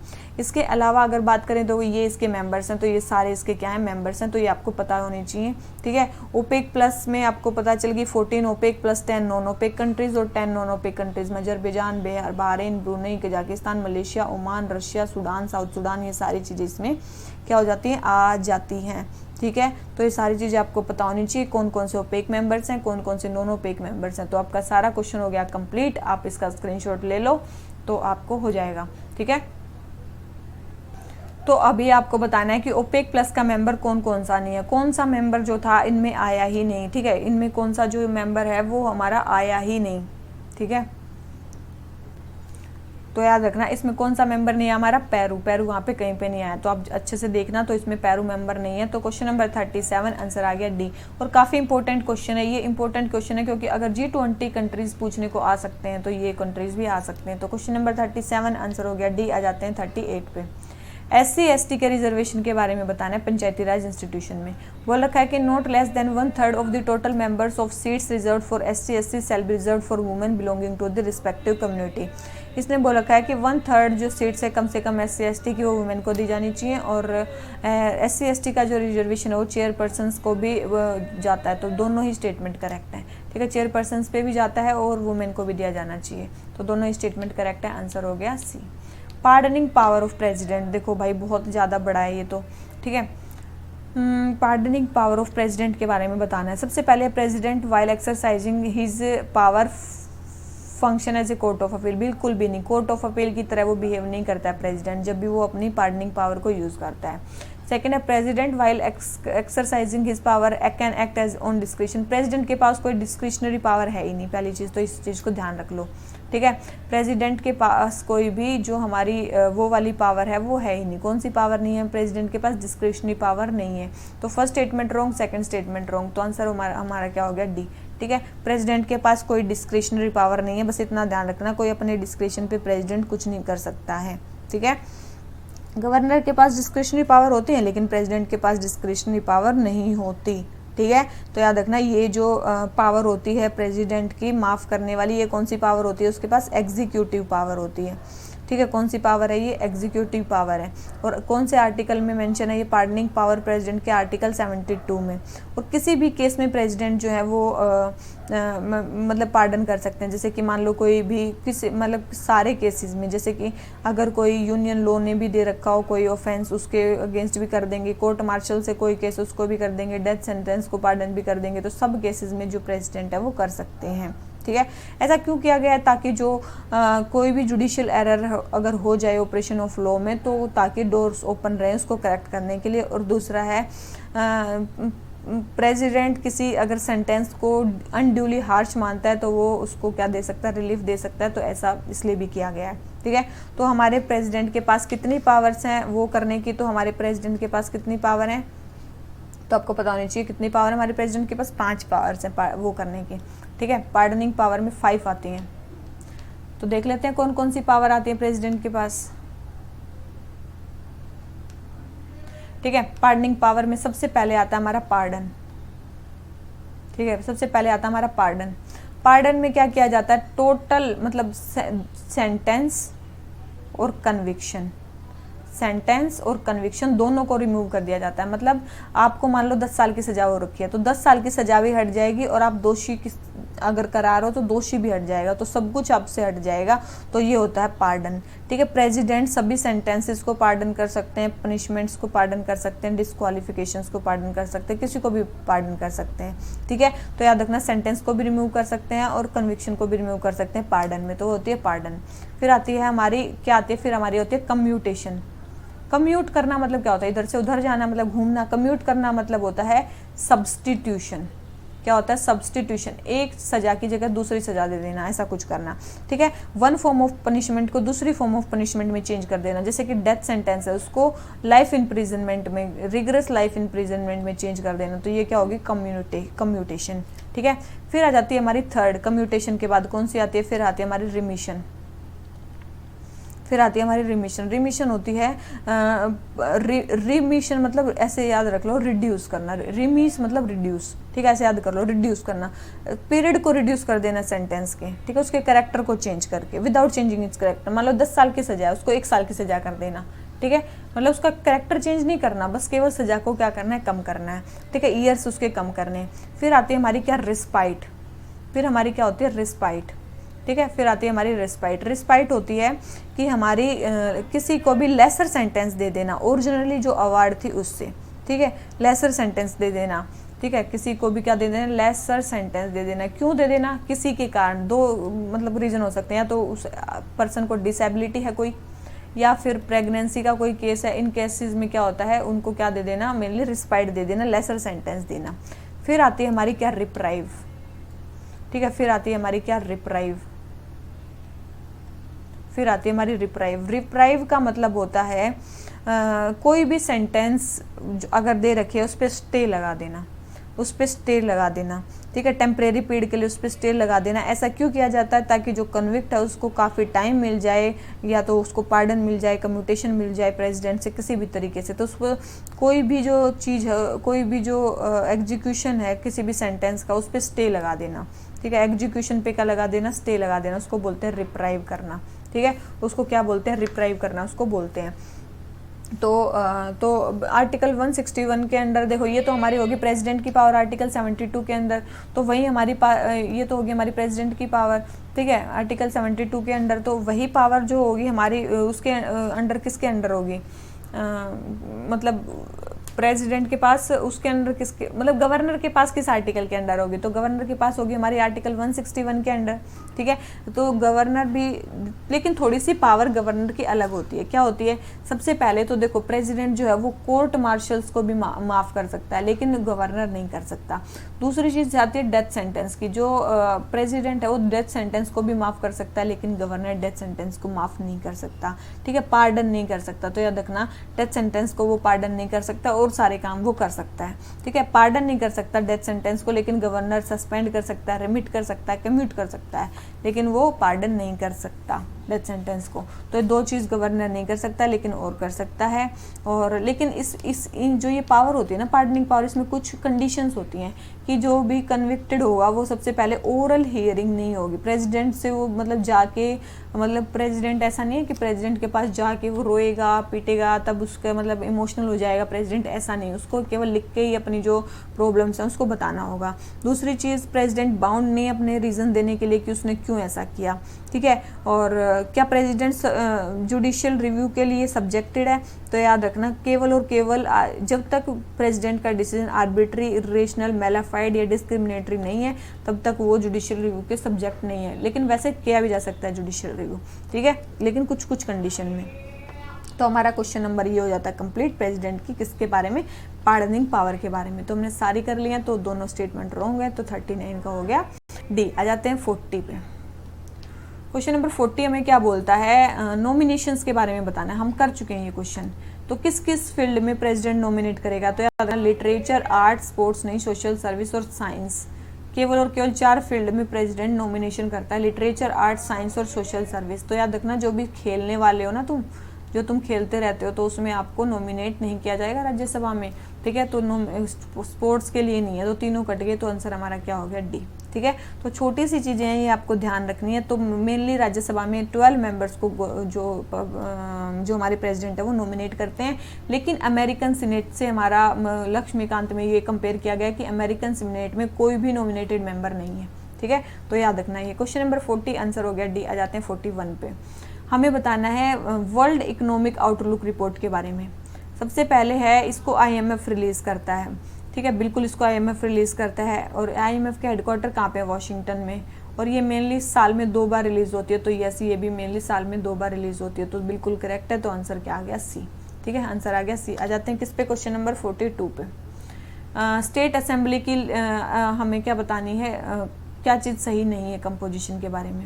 तो बोल रखा है कि मिनिमम और मैक्सिमम स्ट्रेंथ असेंबली की फिक्स की गई है 60 और 500 मेनली सभी स्टेट्स के लिए। देखो 60 और 500 फिक्स तो की गई है, लेकिन ये सभी स्टेट्स के लिए नहीं है, अलग अलग स्टेट्स के लिए अलग अलग है। जैसे कि अरुणाचल, सिक्किम और गोवा, इनके लिए मिनिमम 30 है, ठीक है, मिजोरम और नागालैंड, इनके लिए मेनली जो मिनिमम है वो 46 है, ठीक है। नागालैंड के लिए 46 है और मिजोरम के लिए 40 है, ठीक है। याद रखना मिजोरम के लिए 40 और नागालैंड के लिए 46 है। असम, सिक्किम और गोवा इनके लिए कितने 30 है। तो ऐसा नहीं है कि सबके लिए सेम ही है, ठीक है, फिक्स कीजिए, लेकिन कुछ स्टेट्स जो हैं वो एक्सेप्शन में भी आते हैं। तो फर्स्ट स्टेटमेंट रॉन्ग होगी तो रॉन्ग ही बताना है। सेकंड है governor can nominate 2 Anglo members from Anglo. देखो सबसे पहले तो एंग्लो इंडियन कम्युनिटी का रिप्रेजेंटेशन ही रिमूव कर दिया गया है 104th कॉन्स्टिट्यूशनल अमेंडमेंट एक्ट के अकॉर्डिंग से, ठीक है। तो अब ना गवर्नर ना प्रेसिडेंट कोई नॉमिनेट नहीं करेगा, और पहले भी करता था वो केवल 2 को नहीं, वो 1 को ही नॉमिनेट करता था।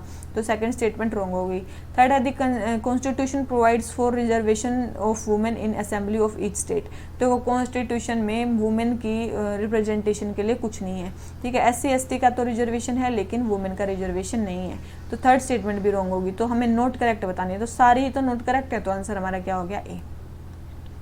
आ जाते हैं किस पे, क्वेश्चन नंबर 43 पे, ठीक है। अगर आपको अभी भी थोड़ी सी भी वीडियो अच्छी लगी हो तो प्लीज़ लाइक कर दो। अब आ जाते हैं क्वेश्चन नंबर 43 पे। Full faith and credit close के बारे में बताना है, public act, records and judicial proceedings के बारे में।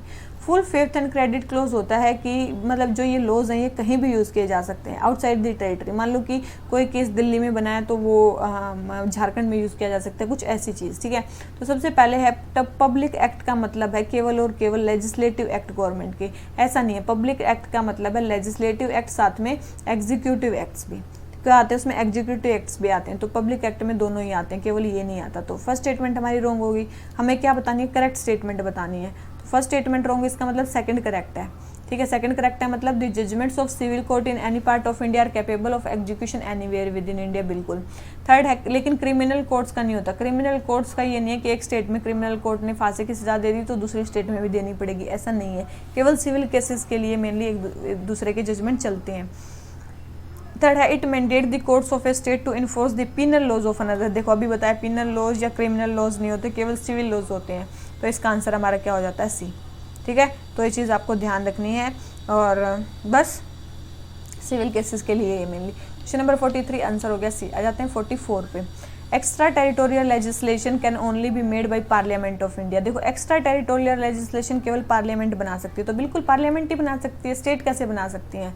The power to make laws with respect to residuary power lies with parliament. बिल्कुल रेसिड्यूरी मैटर्स पे भी कौन लॉ बना सकता है, पार्लियामेंट ही बना सकती है, बिल्कुल। तो आंसर हमारा क्या हो गया, सी, ठीक है। आ जाते हैं किस पे, क्वेश्चन नंबर 44 पे। क्या बोलता है, कोई भी अगर मान लो डिसोल्यूशन लोकसभा का कोई भी बिल है वो लैप्स कब नहीं होगा। कोई भी लोकसभा का बिल लैप्स कब नहीं होगा। सबसे पहले कोई बिल है वो राज्यसभा में पेंडिंग है लेकिन लोकसभा ने पास ही नहीं किया, तो लोकसभा ने पास ही नहीं किया तो जब नई लोकसभा आएगी वो पास कर देगी तो वो लैप्स नहीं होगा। तो बिल्कुल ये लैप्स नहीं होगा। A bill pending in Rajya Sabha but passed by Lok Sabha. देखो लोकसभा ने कोई बिल पास किया, मान लो अगले आने वाली लोकसभा उसको मान रही है कि हम इसको बिल को लाएंगे ही नहीं, तो वो बिल क्या माना जाएगा, लैप्स माना जाएगा, ठीक है। तो ये बिल क्या हो जाएगा, ठीक है। तो ये बिल क्या माना जाएगा, हमारा लैप्स माना जाएगा, तो ये लैप्स हो जाएगा, ठीक है। तो लैप्स हो जाएगा क्योंकि उस लोकसभा को तो चाहिए ही नहीं वो बिल। थर्ड है a bill passed by both houses. दोनों ने पास कर दिया लेकिन प्रेसिडेंट को गया हुआ है, तो बिल्कुल तो तब भी क्या हो जाएगा, वो लैप्स नहीं होगा, ठीक है। तो फर्स्ट एंड थर्ड करेक्ट है, सेकंड हमारा क्या है, रॉन्ग है। अब बढ़ते हैं किस पे, क्वेश्चन नंबर 46 पे। क्वेश्चन नंबर 46 हमें क्या बोलता है, रिसेंट मद्रास हाई कोर्ट ने एनजीटी के बारे में कुछ बताया है कि Delhi branch is not superior to other zonal branch. तो कहाँ पे इसकी जोनल बेंच नहीं है हमारी दिल्ली हाई एनजीटी की। तो याद रखना सबसे फेमस शहर मुंबई, यहाँ पे इनकी ब्रांच नहीं है, ठीक है। याद रखना मुंबई में इसकी ब्रांच नहीं है। कहाँ पे इनकी ब्रांच है, देखो पुणे में इनकी ब्रांच है, वेस्टर्न ब्रांच, भोपाल में ब्रांच है, चेन्नई में ब्रांच है, कोलकाता में ब्रांच है। इनके जो चेयरमैन होते हैं वो कौन होते हैं, रिटायर्ड सुप्रीम कोर्ट जज होते हैं। कौन होते हैं, रिटायर्ड सुप्रीम कोर्ट जज, इसके क्या होते हैं, मेनली चेयरपर्सन होते हैं। मेंबर्स में कौन होते हैं, हाई कोर्ट के जजेस, रिटायर्ड हाई कोर्ट जजेस इसके मेनली मेंबर्स में आते हैं। तो क्वेश्चन नंबर 46 हो गया कंप्लीट। आ जाते हैं 47 पे। लोकल सेल्फ गवर्नमेंट के बारे में बताना है, मेयर की पोस्ट के बारे में बताना है। He is executive and legislative head of municipal corporation. सबसे पहले वो एग्जीक्यूटिव और क्या होता है, लेजिस्लेटिव हेड होता है। सेकंड है he does not have any fix term of office. इसका जो होता है कोई फिक्स टर्म नहीं होता है, बिल्कुल ये स्टेटमेंट करेक्ट है। थर्ड है he is elected indirectly in all the states. All the states में ये इनडायरेक्टली इलेक्ट होता है, ऐसा नहीं है, कुछ स्टेट में डायरेक्टली इलेक्ट भी होता है। जैसे कि क्या हो गया, जैसे हो गया हमारा बिहार, छत्तीसगढ़, यूपी, उत्तराखंड, यहाँ पे डायरेक्टली इलेक्ट होता है। थर्ड स्टेटमेंट तो रॉन्ग होगी, कहीं पे डायरेक्टली इलेक्ट भी हो सकता है। दूसरी स्टेटमेंट करेक्ट है, इसका फिक्स टेन्योर नहीं है, तो इसका मतलब फर्स्ट स्टेटमेंट भी हमारी क्या है, इनकरेक्ट है। तो क्वेश्चन नंबर 47 आंसर क्या आ गया हमारा बी। ठीक है, आंसर क्या आ गया हमारा बी। अब आ जाते हैं क्वेश्चन नंबर हमारे 48 पे। Journal Sohra afforestation campaign. ठीक है, इसको तो याद रखना। तो ये सोहरा जगह कहाँ पे है, सबसे वेटेस्ट प्लेस है। अगर वेटेस्ट प्लेस आ गया, सोहरा आ गया, चाहे कुछ भी हो, वेटेस्ट प्लेस इंडिया में कहाँ पे है, तो वो आपको पता होना चाहिए कहाँ पे, मेघालय में। कहाँ पे, सोहरा याद रखना, चेरापूंजी को ही बोलते हैं। इसको बोलते हैं चेरापूंजी को ही सोहरा भी बोलते हैं। अभी इसने अपना जो स्टेटस है वेटेस्ट प्लेस का वो रिप्लेस कर दिया किसने, किससे, मासिम राम से। अब ज़्यादा जो वो होता है, सबसे ज़्यादा वो कहाँ पे होता है, मासिम राम में होती है बारिश। तो आंसर आ गया बी। आ जाते हैं क्वेश्चन नंबर 49 पे। लोकल अथॉरिटीज़ का मतलब टर्म क्या क्या होता है, separate legal assistant, defined area में फंक्शन करती है, रेज करने का पावर होती है उसके पास, फंड्स, और पार्शली और फुली इलेक्टेड होती है। तो चारों ही स्टेटमेंट इसके लिए करेक्ट है। तो आंसर क्या हो गया हमारा डी। ठीक है, लोकल अथॉरिटी का मतलब ये होता है। फिर आते हैं क्वेश्चन नंबर 50 पे। इंडिविजुअल प्रिविलेज, बहुत बार बता चुकी हूँ। They can not be arrested, बिल्कुल 40 डेज बिफोर और 40 डेज बाद। जूरी सर्विस, जब पार्लियामेंट में होते हैं तो जूरी सर्विस से भी एग्जाम्प्ट होते हैं, और क्वेश्चन नहीं किया जा सकता उनके जो भी वो बोले उसमें, उसके लिए तो बिल्कुल सही है। तो तीनों ही स्टेटमेंट करेक्ट है। तो आंसर इसका क्या आ गया, डी। ठीक है, तो इसी नोट पे हमारे जो सारे क्वेश्चन है वो जाते हैं complete. Collective privilege, individual privilege, legal जो भी है, मतलब इन दोनों के बारे में मैं बता चुकी हूँ आपको। ठीक है, और सारे क्वेश्चंस आपके कंप्लीट हो चुके हैं। तो ये वाला लेक्चर हमारा हो गया जाता है कंप्लीट। अगर आपको वीडियो अच्छी लगी हो तो लाइक करना और चैनल को सब्सक्राइब करना मत भूलना। So thank you very much, bye bye.